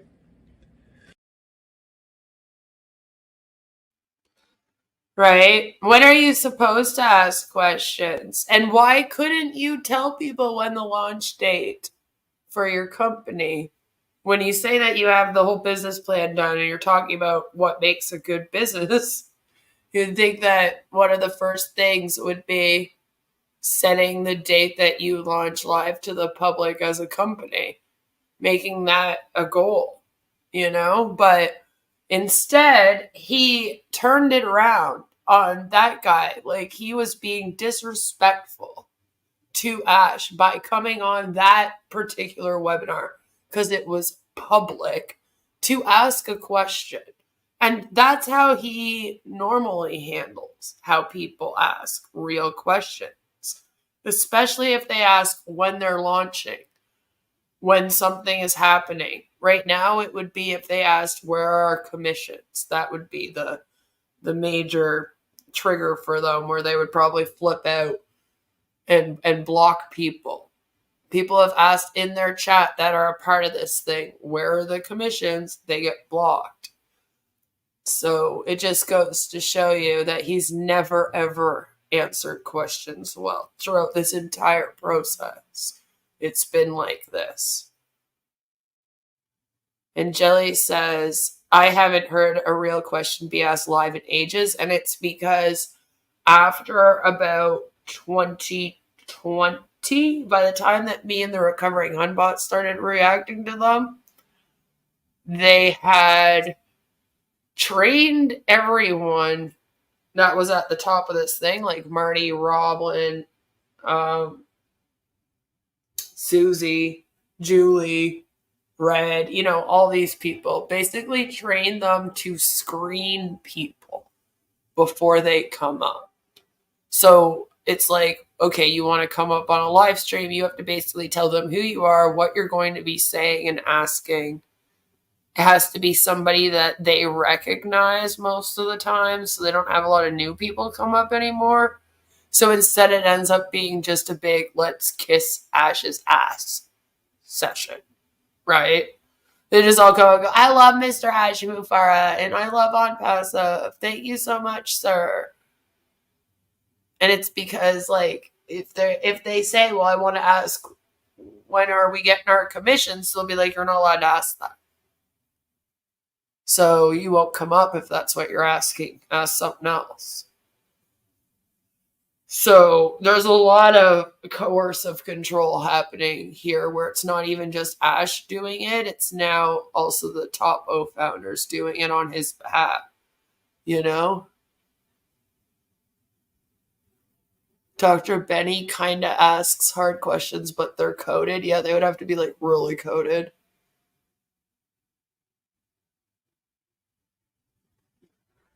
Ash really hates when Niraj asks a question. Ash usually chastises him because he keeps asking when they are getting paid, and he has every right to, right? It's like, if you weren't doing something nefarious, you would be able to answer these questions very easily, and you would be okay with answering them. The only reason why you're not, and why you don't have an answer, is because obviously something weird's going on here. All right, something not right. Chris says, I forget when it was, but one time he let them ask questions, but you could tell the questions were scripted because they were doctorate level questions about the technology. Yeah, and like none of them knew how to say any of the words. It was bad. And a lot of it is like that now. They'll be like, okay, and then you have to say how much you love Ash and how much his company has done for you. And then maybe you could ask a question, but the question has to be something like, Ash, why are you so amazing? And it's like, why? It's so weird. But that's how he treats people, And this meme was made from that very video. Ash Mufareh being asked when Onpassive will launch. Looks a little horrified there. Got that Ferris wheel behind him, huh? So here's proof that there was a founders private meeting called I Quit that was hosted by him. At the beginning of my live stream, I played a clip of Ash not long after this where he comes up with the excuse to discuss why it was that he did this. He said it was basically clickbait He just wanted to grab anyone's attention and make it so that they all came here. But like that's a lie. He literally said, like, I have to do what my family wants me to do now, and I have to stop working so hard. It was an exit speech. During the meeting, Mufareh claims GoFounders has around 24,000 affiliates at $97 a pop. That equates to $2.3 million US. Mufareh ended the meeting by stating he's checking out several recently launched income opportunities, which also sounds like this one's going to be no more, you know? I do have a couple of opportunities. I respect a couple of leaders who invited me to look at. Let's think together. If you'd like to stick together as a team, as founders, we can figure out what to do. So basically he was hoping to just, you know, get the loyalty of all these people, and then hopefully they would, again, follow him from scam to scam. After Mufareh has positioned himself and his founders, one can safely assume GoFounders victims will be spammed invites to all different types of scams, right? So, this is what the ads looked like at the time here. We have this first time, never seen before technology and 100% hands-free, completely done for you, automated online success. They're posting, you know, a lot of that. This was kind of like the start of Capmo. This completely done for you, automated online success. That's the beginning of Capmo. They kept saying that over and over again, so then they came up with Capmo to mean like complete automated targeted traffic, blah, blah, blah, blah. Because some people think it says it's money on passive. Some people just say it stands for more. No one knows what the MO part is for. The eyebrow, right? Right. No matter how bad any one of you girls out there do your eyebrows, all right, just come look at this. You'll feel good about yourself. Just, I'm not good at it. That's why I say that. So I just want to show you a video of that kind of shows you like how the founders were acting around this time. Onpassive is a business to get into. It's real. They do all the advertising, everything automatic. You don't have to lift a finger unless you want to. They do everything for their members.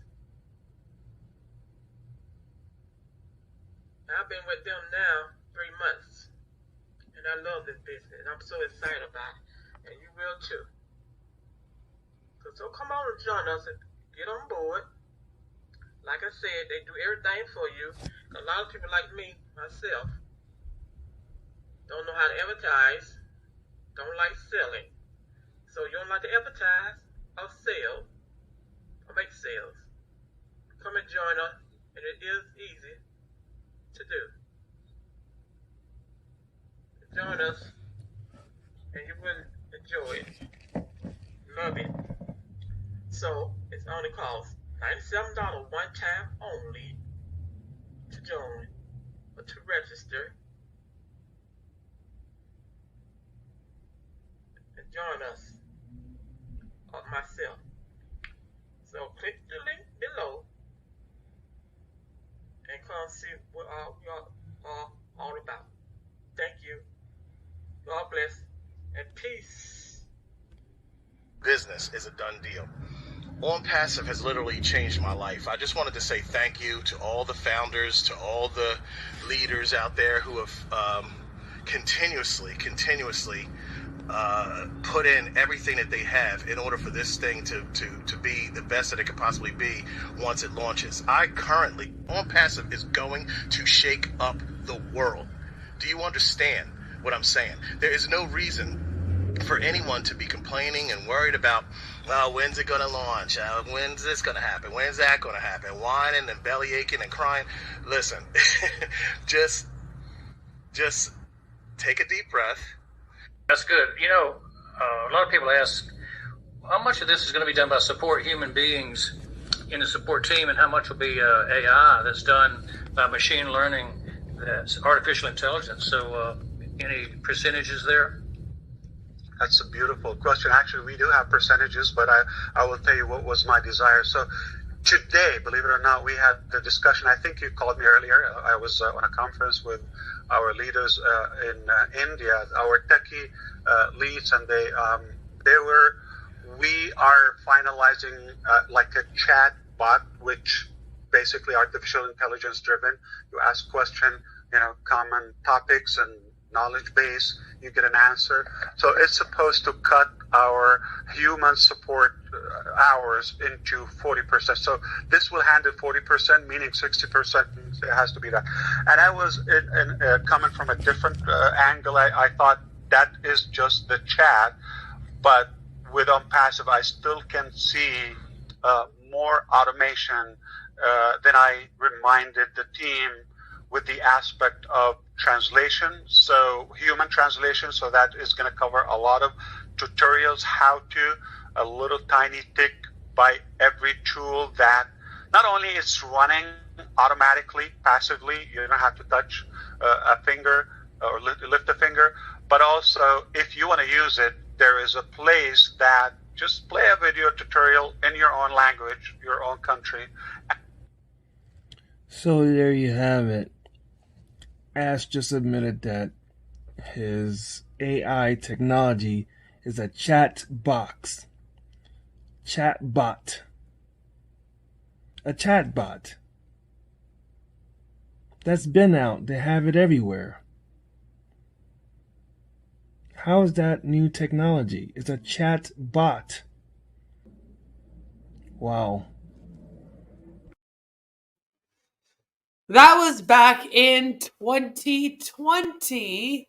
So at this point, there are people that have seen the light. Several people have left at this point because they realized that Ash was running a scam. Behind MLM had done a couple articles on Onpassive and Ash Mufareh, and he was just not a happy camper. As you see here, Behind MLM says, rather than address how an MLM company with no retail wasn't a pyramid scheme, Mufareh's response to Behind MLM calling out co-founders and Onpassive was to impersonate us. To that end, Mufareh set up a website using Behind MLM's name and filled it with self-serving, disingenuous marketing slop. So this is actually an example of it. And as you can see, one of the articles published March 12th of 2020 reads, "Everything you must know about Mr. Ash Mufareh." I don't know why it would be a question mark. It sounds more like a statement. But the browser reads behindmlm.us. All right, and you'll see he has a nice little Behind MLM with a suit there, I guess for a logo, lovely logo. This is another part of it. Everything you must know about Mr. Ash Mufareh, the article. And the table of contents. All right, apparently this is Behind MLM writing this. Thing 2 about Mr. Ash Mufareh and his business idea Onpassive. I don't know what the fuck that means. Your guess is as good as mine. Who is Mr. Ash Mufareh? What does Mr. Ash Mufareh do? What are the thoughts of Mr. Ash Mufareh? Let's hope he has some, because it sounds like whoever wrote this article didn't have many. When did Ash Mufareh introduce Onpassive? The untold truth about Mr. Ash Mufareh's business? Like, that's the question, that one. Like, they're not even sure about it. They're like, the untold truth about Mr. Ash Mufareh's business. Yeah. Is Ash Mufareh's business model reliable? Which is funny. They still don't have a business model. Still to this day. So Ash shares this and says, apparently this is what ethics looks like. Which, no. It's also not what good grammar and spelling looks like either, or formatting, or anything of the sort. Anyway, this is the Whois search results for the bunked Behind MLM.us website. As you can see, they were even smart enough to let the domain register people know that they're registering this fake website on behalf of Onpassive. Knowing that Ash Mufareh, most likely him specifically, him himself, and maybe one or two of his little tech friends, went to make a fake Behind MLM website is all you need to know. To know that you cannot trust anything out there really about Ash Mufareh. You got to do your own research. Look at this stuff. Come to your own conclusion, because he's got people out here making fake websites, giving him good reviews, talking great about his business. Those are the things that he's showing to the people in Onpassive. They're fake. Anything good written about him out there is most likely fake. If he's willing to go to these lengths, I mean, just to further drive it home, as you guys can see, the one that was created was Behind MLM.us. This is me looking it up on the day of June 15th, 2024. I took this screenshot just 3 days ago, and you can see my browser. The address for Behind MLM is behindmlm.com, not .us. So that's the real site, just so that, you can compare it, so it's not. But that's what Ash was doing as his response. Instead of maybe actually proving himself in the company. Then we fast forward to 2022, and I'm sure a lot of you guys remember this disaster, is when he basically put the Post-it note on his head and went on a big rant about nothing. Made very little sense. We meme this picture often. And kind of in the same theme as promos, I have 2 videos that I want to show you. One of them is a promo that was made by Onpassive 3 years ago, and then the other one is a promo that was made 1 year ago. I just thought it would be fun if right now we just took a second just to kind of compare them. Because this is the stuff that the O founders were getting, back around this time now. They were watching a lot of these.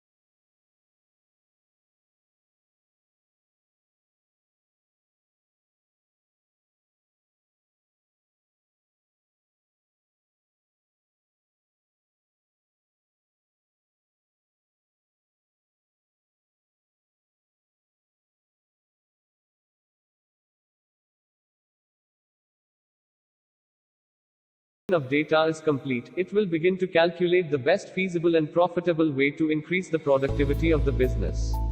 The predictions made by the tool are accurate as it uses artificial intelligence to conduct its research and predict the outcome. They are designed to bring the best of results without any questions of errors. Ash Mufareh has also developed several digitally advanced tools along with co-founders, Onpassive, which will enable every business owner to run their business smoothly. For example, he has developed an AI-driven chatbot that can communicate with the clients just like their human counterparts. A tool that can interpret, recognize, and produce human language and speech. A machine that can process the vast amount of data that is generated daily to gather the required insight for the businesses. In summary, the ultimate goal for Mr. Mufareh was to provide a tool that can reason for input and explain output. Finally, the time has come when this technologically advanced product is on its final stage and ready to change the whole digital world. Thanks to Mr. Ash Mufareh for providing us with such a powerful tool. So again, that video is from 3 years ago, so right around 2021. And now I want to show you a video from 1 year ago, and I want you to kind of just compare the two. Like, is Onpassive changing a lot? Are they getting better at what they're doing? That kind of thing. Do something good every day. Try to do it outside yourself. It's going to steer your attention away from your challenges or issues. We all have them, trust me. But when you focus your attention on someone else, again, it could be a glass of water. It doesn't have to be big, okay? It could be just a good hand, shake hand, or a gesture, anything that is positive, warm, comforting, encouraging to others. It could be a hello, it could be a smile. And try to do something good every day. You're going to feel better. You're going to get used to it. You're going to get addicted to it, and you will scale it up, okay? I know everybody's trying to focus on themselves. If I'm good enough, if I'm equipped, if I'm rich, if I'm this and that, I can impact others. No. Try to reverse engineer it, okay? When you do that, you're going to feel good about yourself, and you're going to see that your life is more meaningful. All right, you're more motivated, and you're going to forget about your little bitty things, okay, or personal things, because there are much bigger issues. No matter what you think your issue is, somebody else has it worse, okay? So you might have it bad one day, okay? There's always a good day. There's always a good day. So I just tell you, try it. It's for free. Just do one good thing to someone else once in a while. You don't have to do it every day. But I assure you, once you feel that fulfillment and that joy of giving and blessing others, you're going to get used to it, and you're not going to have enough of it. So it's just interesting to see that in terms of like video quality and message, it's very similar. But then it's also interesting to see how a few years ago, it was still very much about the business and the products and what they would do for the customer, the person watching the video. Whereas now it's more about saving humanity and then telling you to go and do stuff for people. You know what I mean? It's just, it's an interesting contrast. Jelly says, according to Marty, we are entering Chapter 2. Yes, Chapter 2.514. Because we've been entering Chapter 2 for a while. Our business model is changing. You send us money and we pray for you. That's massive. Chris Johnson has saved thousands of lives through prayer. Send us money and he can save yours too. It's like now you're a televangelist. Jelly just wants to know how she can contribute her apples to the pot. You know? Yeah, be a good person and stop asking for details. Right? Like, go and do something good for somebody else. But just don't worry about this company for a little bit. That's kind of the message of the second one, right? It's just interesting to kind of compare and see the evolution of the scam. So, on June 23rd, a few hundred Onpassive regulars jumped on a Zoom stream and celebrated Ash Mufareh closing O-Founder sign-ups. Okay, so the O-Founder sign-ups were closed June 23rd, 2022. It has almost been 2 years that people have not been able to join Onpassive as an O-Founder. It's been 2 years, almost exactly to the day, 5 days away. Then it's exactly 2 years, okay? Since people have been able to recruit people into this, since the traffic has been getting collected and locked in Marty's basement, we're all very worried that it's locked down there with his Johnson. You know, like, it's been 2 years since this happened. Even when I first went and got this screenshot, when I was researching for this, I had to take a minute and be like, holy fuck, that was 2 years ago. Like, sometimes I forget how long I've been here for, you know? I've been making content for 6 years. This was 2 years ago. Jesus fucking Christ. You know? Jesus. Right? It's a little crazy when you really think about it. Like, literally, 5 days from now will be exactly 2 years that people haven't been able to join as an O-Founder. They all thought this was it. They were going to finally make some money. That's right. This, I would say, would be the start of that. Right? I would consider this to be the start of them being pumped up, like that it would be any day now that they'd get commissions. First, Ash is a genius making genius AI tools. Now he wants us to do good without mentioning business or products, right? Not even a mention in that second video. Like, and that's what a lot of you guys are noticing too. You're saying, oh my God, there's such a different like feel to this time that they're talking about humanity. Like, this actually feels like a whole switch over and not just their usual, oh, we're going to save the world when Obless comes out sort of spiel that they've kind of done in waves, you know, throughout the years. This time, it seems like the whole focus of everybody here is switching from being about products to being more about saving humanity and about the journey and the community that they've built. Not because it's a business, but because it's a movement and it's a support network. It's very, very bizarre sort of switch over that, again, like I said, feels a lot bigger than in the past, because they kind of go in these weird waves, right? Where every like spring, it seemed, spring, start of summer, they would get all into Obless again, and then they'd spend all summer talking about how great Obless was going to be, and then Chris would run around and bother all the homeless people in his area. You know, like that kind of happened all the time, and during that time, they would be very heavily like, Onpassive's changing the world. We're here to lift up humanity, blah, blah, blah. So we've kind of seen it before. It's just lately, you know, it's really changed. And I would say that this is literally the start of this big boom. So again, O-Founders celebrating new Onpassive signups being closed on June 23rd of 2022. Like I said, Ash just really likes June. The next day, Mufareh appeared on a follow-up stream. He told O-Founders that Onpassive had over-delivered and they should be grateful.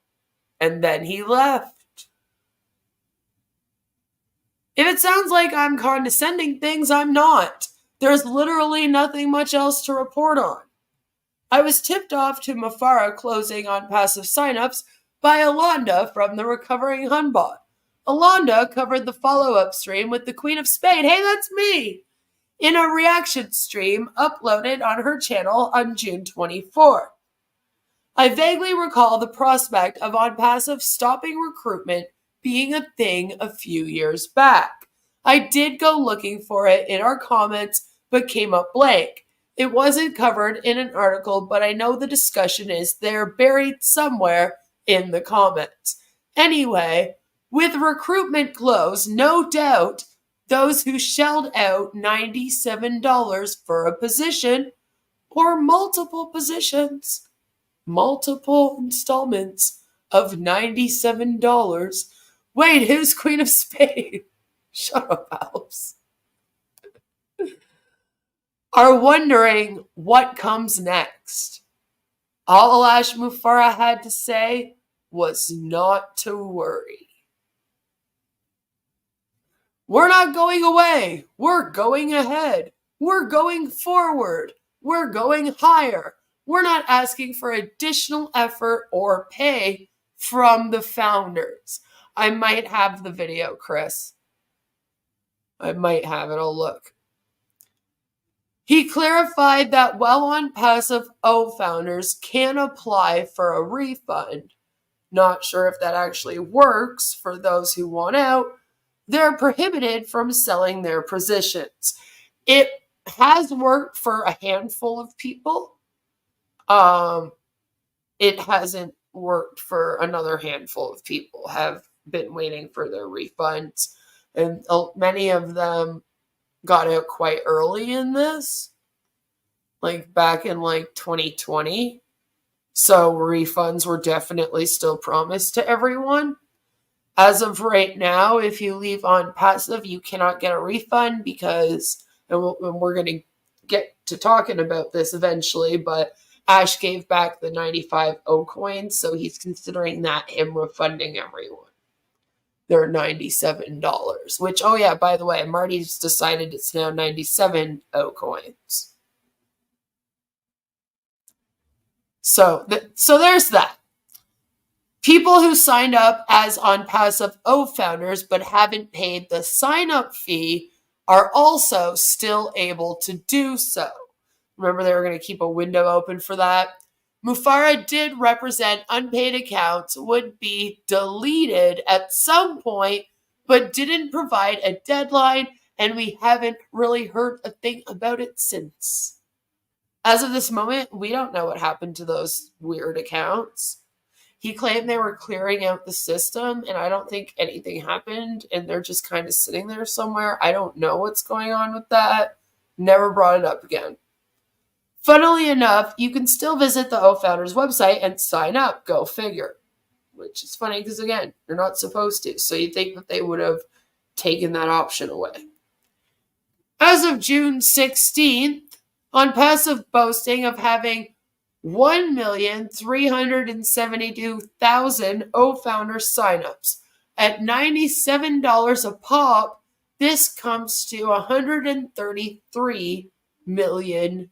And at the time this article was written, all right, remember, the SEC has not happened yet. This is back in 2022. At the beginning, in June. We're in June of 2022. Okay?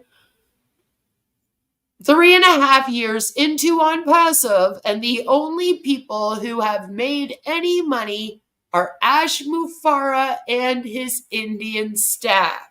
And we mean like made any money in Onpassive. We do know that Marty and Chris and a bunch of them have gotten a lot of super chats from Ash. The Recovering Hunbot did a great job of going over all of the money that Ash has paid out in super chats to people. But they mean directly like paid by Onpassive. Like given commission, given payroll, or even transferred $108 million to his wife's account. You know, money like that. O coins are massive.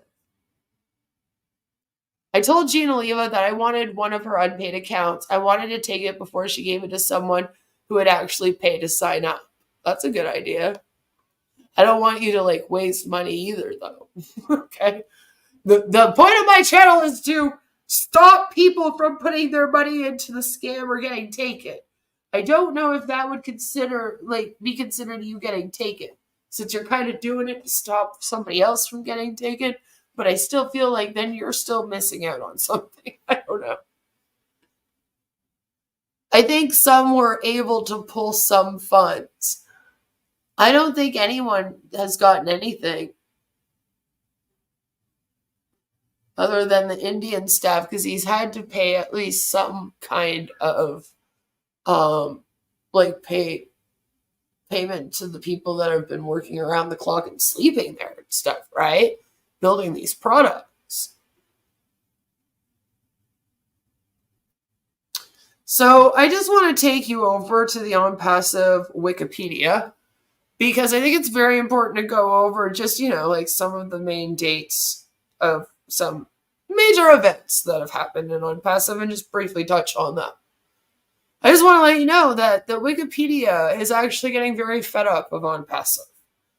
They are about ready to delete Onpassive Wikipedia. I think the only reason why they haven't is because it's a scam, and they want to keep this up in case people do Google it, hoping that they'll come across this, Otherwise, I think they would have deleted this page, because if you guys know how Wikipedia works, you can go in and edit things.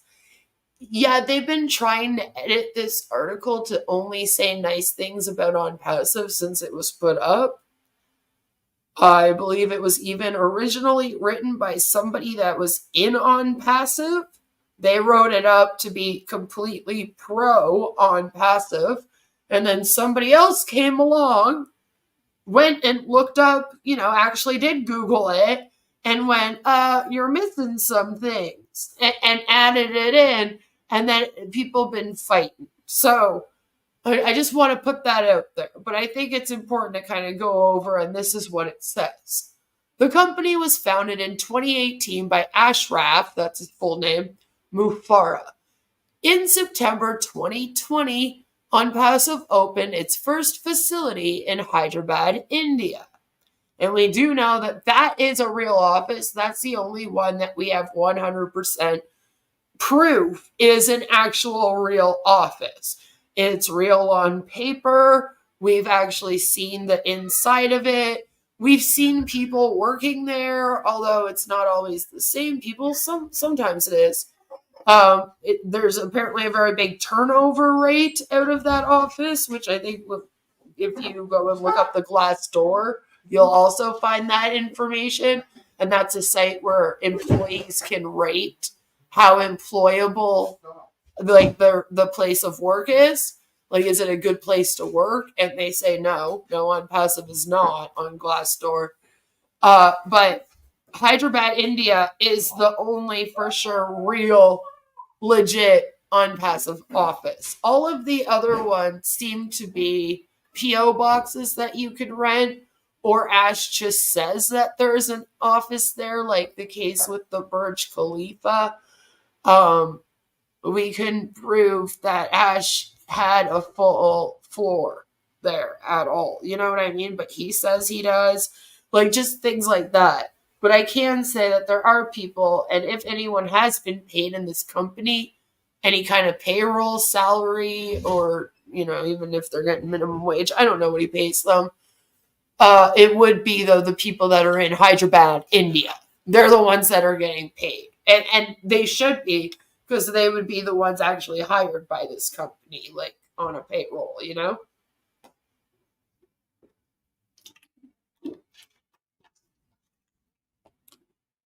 May have been me, Chris said. I know I was editing it when he claimed to buy the rail station. There was a few people that had, because there's some people out there that they just like to write like Wikipedia articles on things, and they just like to research stuff.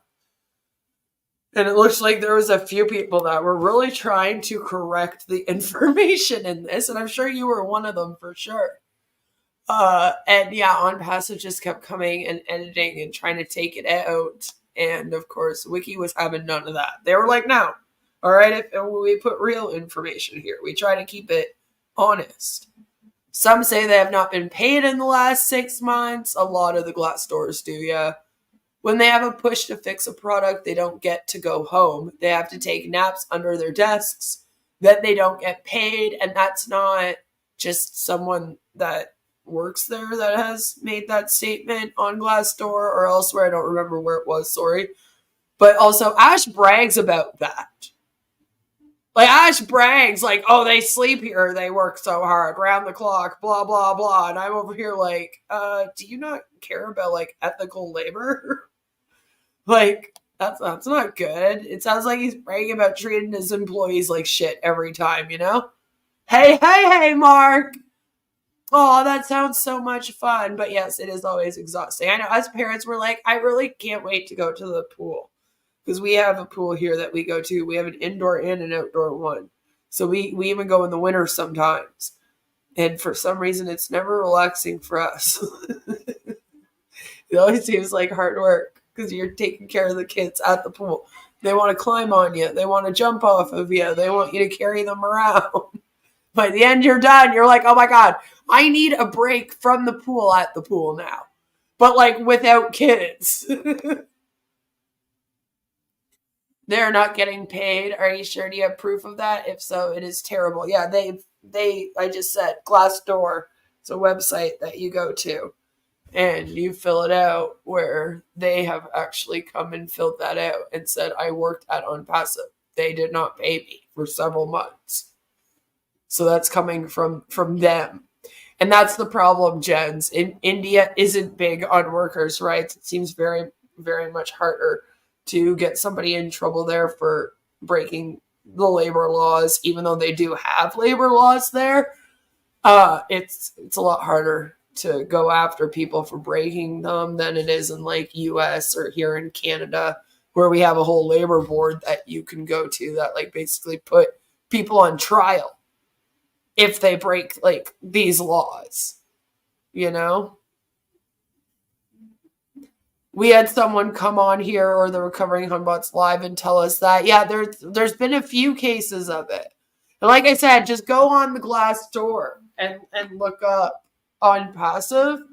The people that are in Hyderabad, India that have worked there, they don't really have a reason to lie. And it's kind of funny because a lot of the Glassdoors, they're like, the pros are, I love Onpassive. It's a great company.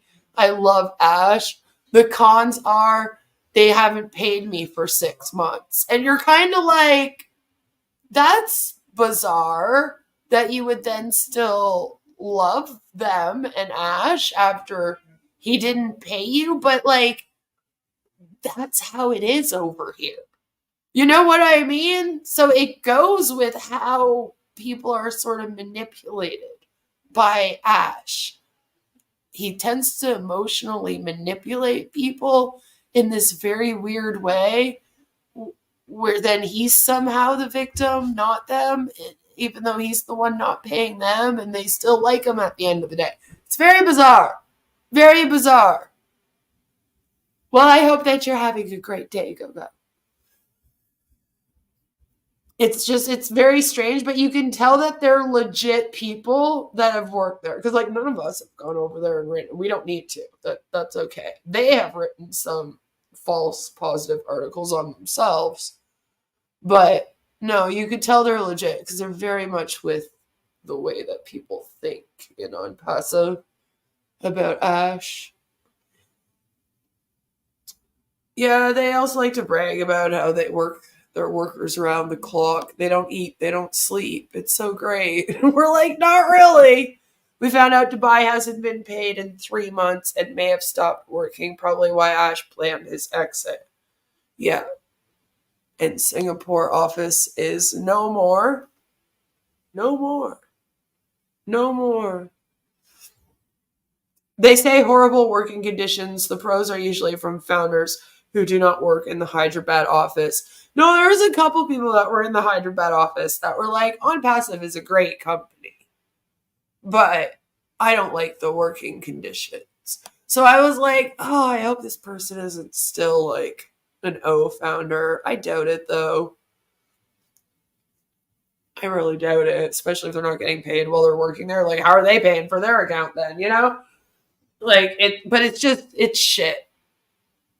You're not sure he really had an office in Singapore. See, he said he had an office in Singapore, and they had shares that were allegedly purchased by an office in Singapore, all under his wife's name. So it's like, why did he say that then? Like, what we doing?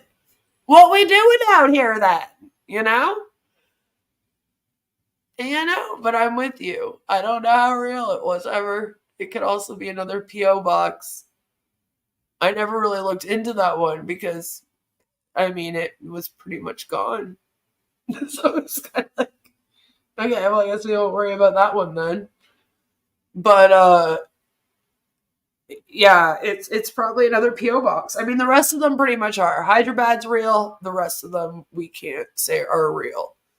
A month later, after its launch in Dubai in March of 2022, it announced the opening of its headquarters at Burj Khalifa. And again, it was going to be 2 floors, but then only 1 floor was listed on the website.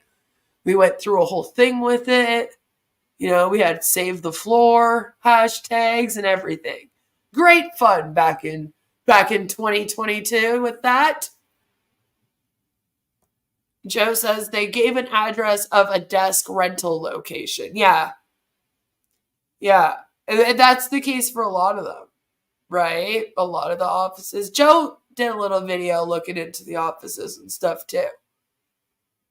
It's been 2 years and we have not seen the spectacular views from floor 151 of the Burj, right?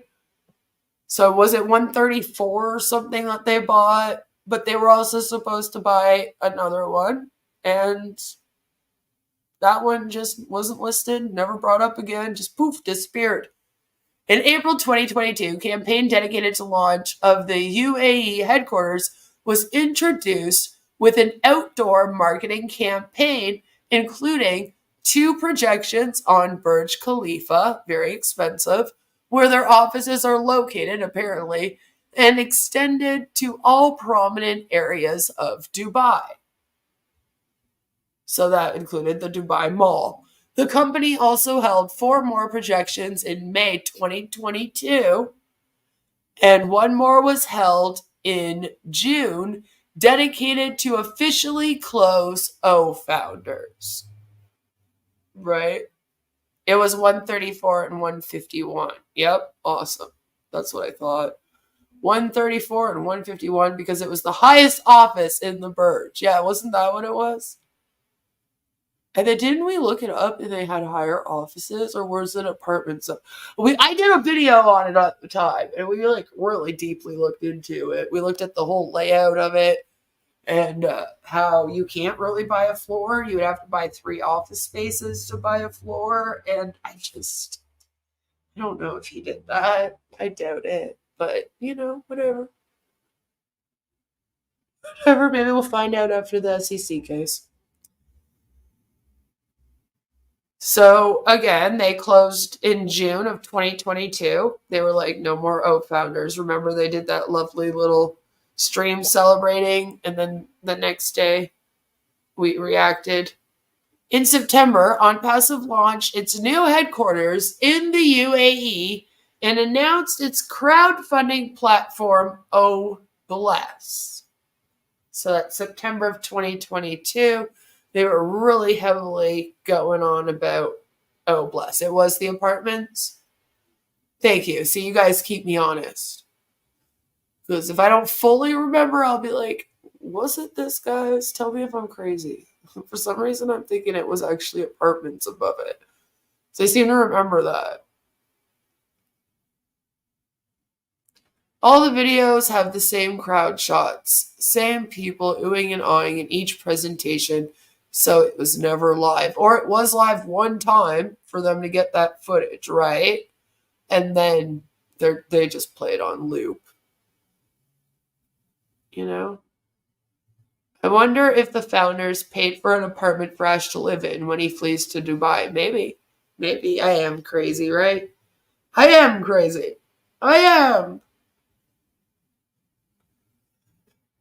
So, in September, OBLES was like officially announced. They had been talking about it for a very long time. I showed you guys it on their initial product list with their first 20 products. If you guys remember the beginning of this presentation a little while ago, a couple hours ago now. Hope you guys remember. But yeah, that's when it was like officially. They were like, yes, it will be a thing. We're getting on it right now. And it's still not in existence as of today. So it says Onpassive began operations in Nigeria in October 2022. In November of 2022, Onpassive partnered with beIN Sports, which announced record-breaking cumulative viewership of 5.4 billion for the 2022 FIFA World Cup to sponsor the UEFA Champions League and La Liga streaming in Qatar. In the same month, November 2022, Onpassive launched its software products called OMail, ONet, and OTrim. And this was the original version, the OMail without the send button and the reply button, the ONet that you couldn't even fill out your information on. You could make an account, upload a profile picture and like a what do you call that? A banner, a background picture, on the top of the banner thing. But then after that, you couldn't even make a post on it. It would like mess up like so hardcore when you tried to scroll down. It would like glitch out and stuff. And the OTrim was pretty much the same as it is now. Like it doesn't do much, right? We've gone over it a bazillion times.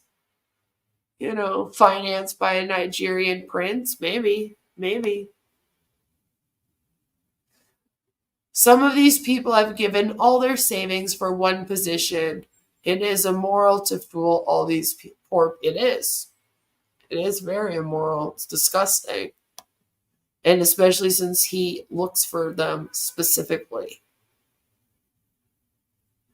As Lamar says, it's things that an entry-level engineer can build by themselves in a month or two. I asked several people that I know that are in the IT sphere, like, how long would it take you to build? And I describe the product. I was like an email client that has the usual stuff email does, maybe some emojis on it that you could send, and you can add a video, like the same sort of stuff Gmail has. How long would it take? And they said they could probably get it completely done, within a week or two. And I was like, yeah, that sounds about right. A lot of people are saying those are very, very simple softwares to make. I still can't make a second blog post on ONet. That's true. I haven't tried the blogs. I should play with the blogs more, probably. I don't think I've tried it.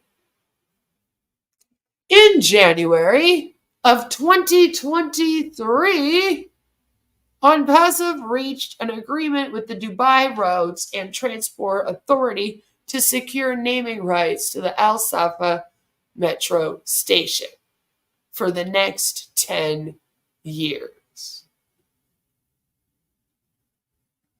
In February of 2023, which, by the way, anyone can buy the naming rights. I could have bought them.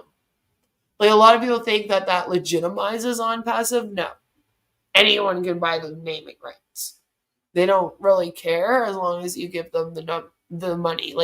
To them, they're not promoting you.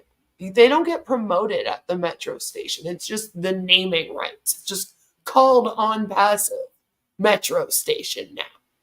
I know they make you think that they're just playing Onpassive ads and the whole thing, but I don't really think that's included. Based on the package I looked up, it's not a thing. I mean, that's what you're buying is the naming rights.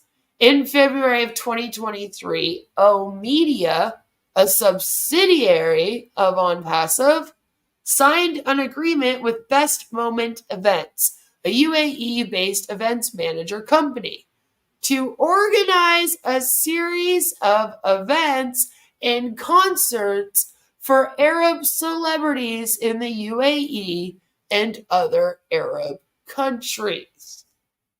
During the event, 350 delegates and representatives from 40 countries participated in the forum, representing different institutions.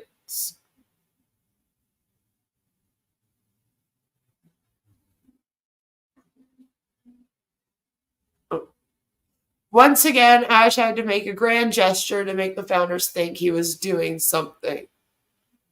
The flood showed that they did not have marketing inside the station. Exactly. I went through a whole thing with that. I showed you. Why hasn't ONET or OMail gone viral yet, right? Or OConnect. It was the one that was definitely going viral. Apparently, it still is going to go viral.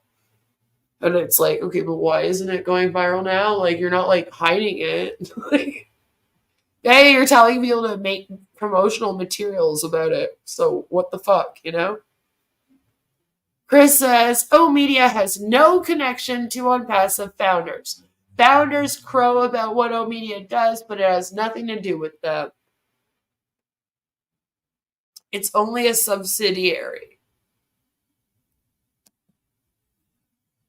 Then, on August 11th of 2023, the SEC sues alleged perpetrators of fraudulent multi-level marketing scheme and unregistered offering. And it says, the SEC sues, all right, they announced today charges as in they're suing him, against Ash Mufareh of Orlando, Florida, and his company Onpassive, LLC, together the defendants for orchestrating a fraudulent and unregistered offering. The SEC's complaint alleges that since 2018, the defendants have fraudulently raised over $108 million from over 800,000 investors across the globe, including in the United States. The defendants allegedly claim to be developing a suite of computer applications using artificial intelligence. According to the complaint, the defendants sold investors positions in a multi-level marketing arrangement for $97, wherein the investors would earn passive income from subscription fees paid by later investors. What does that sound like? You know? The passive income payments allegedly were to commence on Onpassive's commercial rollout of the computer applications, but as of June 2023, and now as of June 2024, the defendants allegedly had not yet commercially launched any applications or commenced paying commissions. Because, I mean, although they've got some products in their back office, they haven't launched to the public. You can't buy OConnect or OTracker right now.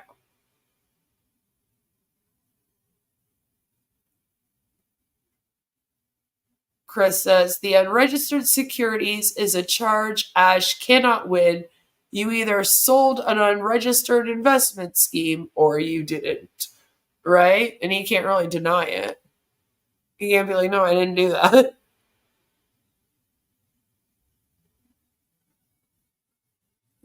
Per the complaint, the Onpassive program is a pyramid scheme, which is why I call it a pyramid scheme.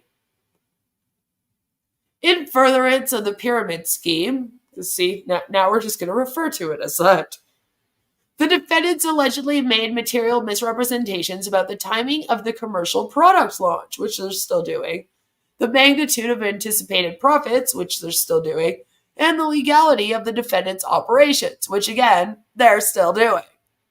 The defendants also allegedly created websites and posted positive reviews of the defendants to counter negative reviews on existing sites that review multi-level marketing programs, as I've showed you in this presentation, like their fake Behind MLM.us website.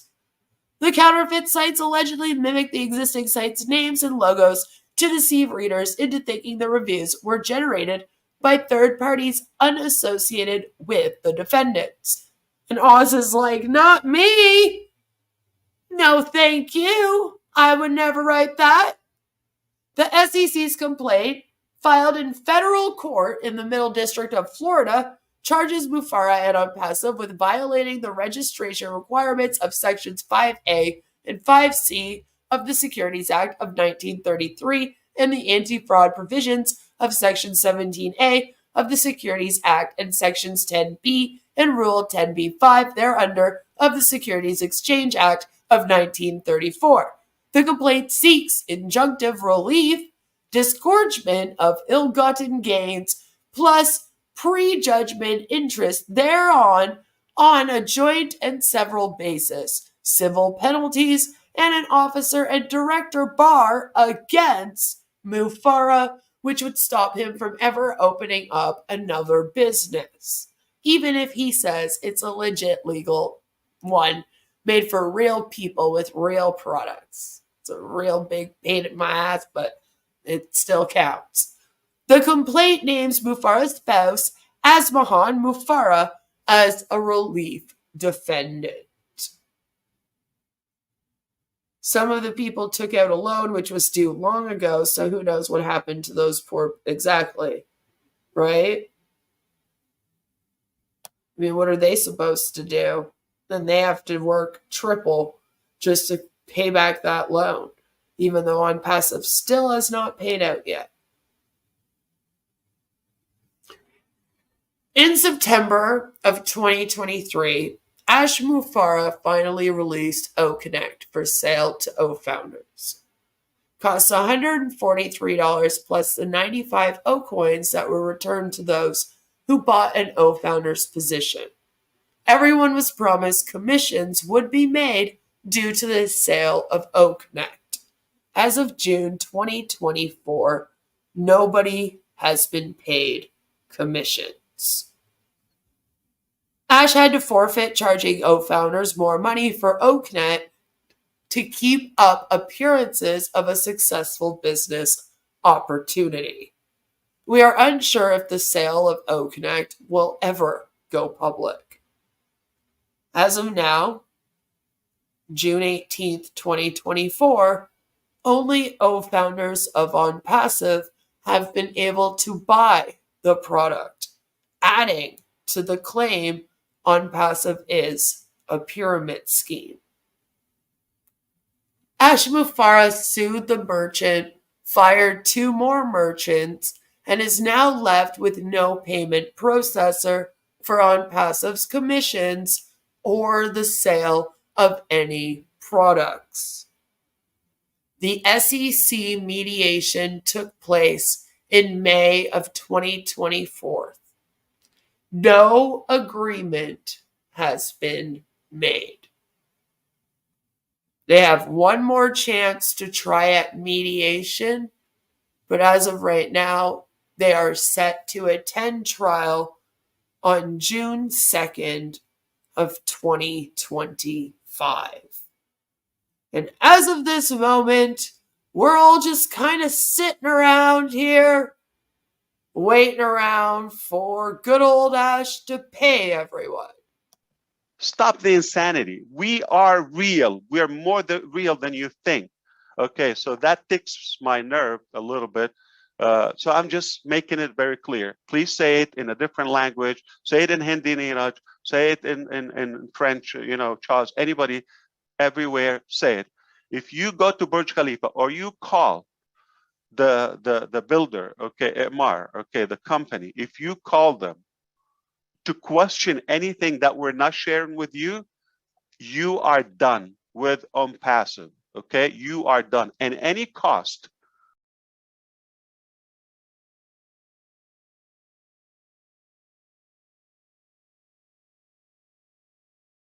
Thank you, Onpassive, for posting that video. That was very, very helpful, and I thought it would be a good way to end our stream for today.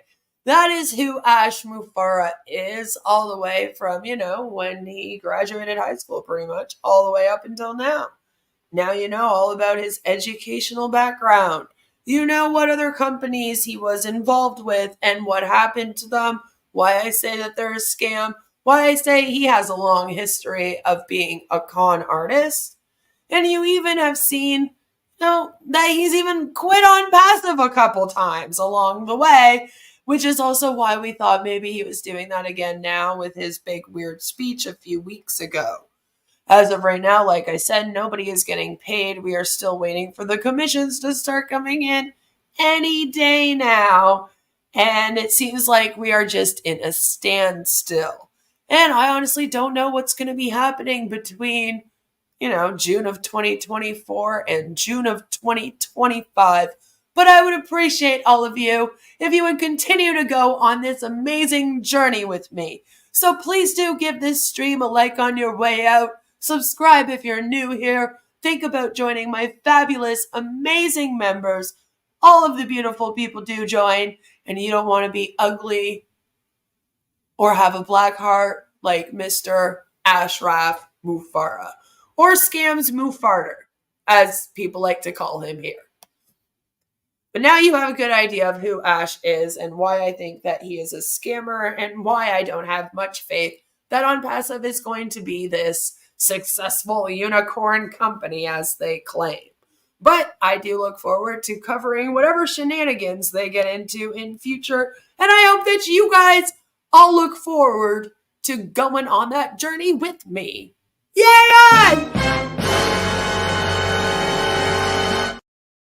Or something. I don't know. I hope that all of you have an amazing, fabulous rest of your day. Mark says we don't know 95% of what Onpassive is doing, but what we do know is that what we don't know is massive. That's right. Pretty much a quote from Ash himself. Mull over that one. And I will see you guys either tomorrow or Thursday. It might have to be Thursday, where we are going to be reacting to some good old Marty again. Yay! The Father's Day stream, as well as a stream from the other day that I think is important we go through. I want to get through those. So I'll see you then. I love all of you. Again, have a fabulous rest of your day. Like always, mwah! We're in it to win it!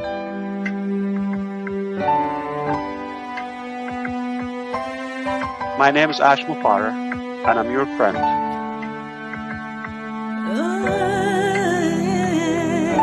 My name is Ash Mufareh, and I'm your friend.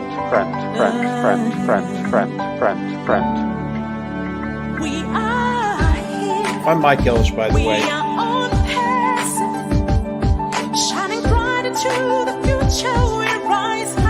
Call me Reverend Jim Jones, okay? Let's go to Guyana, all right? No joke. If that's a call. Hey.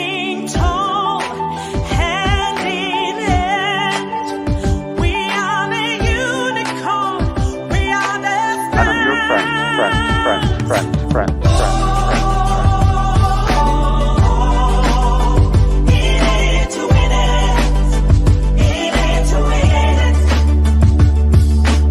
That negative YouTube channel has got more followers on it than I do on my own. It breaks my heart. And I'm your friend.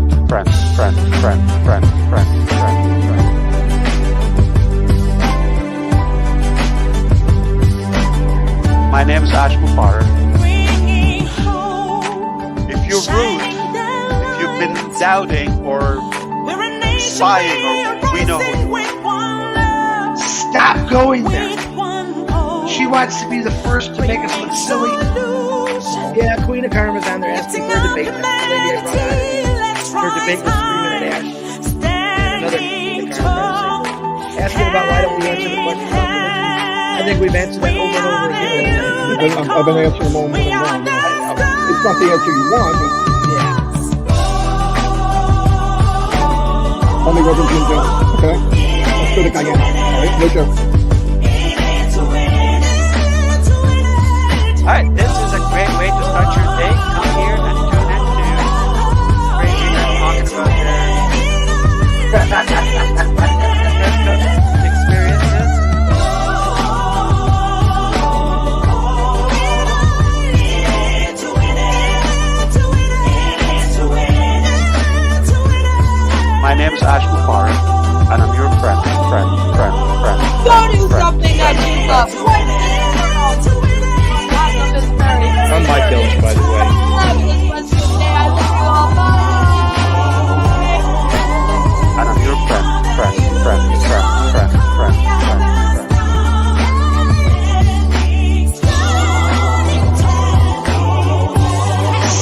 going there.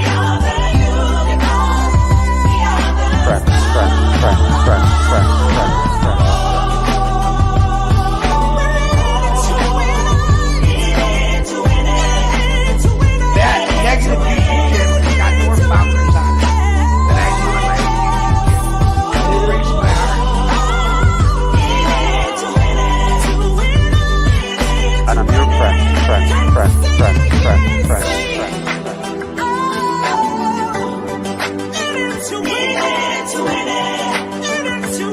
My name's Ash Mufareh.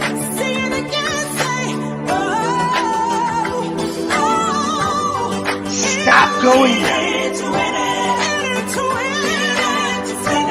Yeah, Queen of Karma's down there.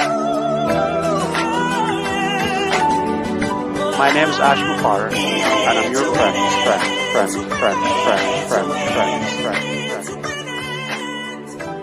Let's go to Guyana.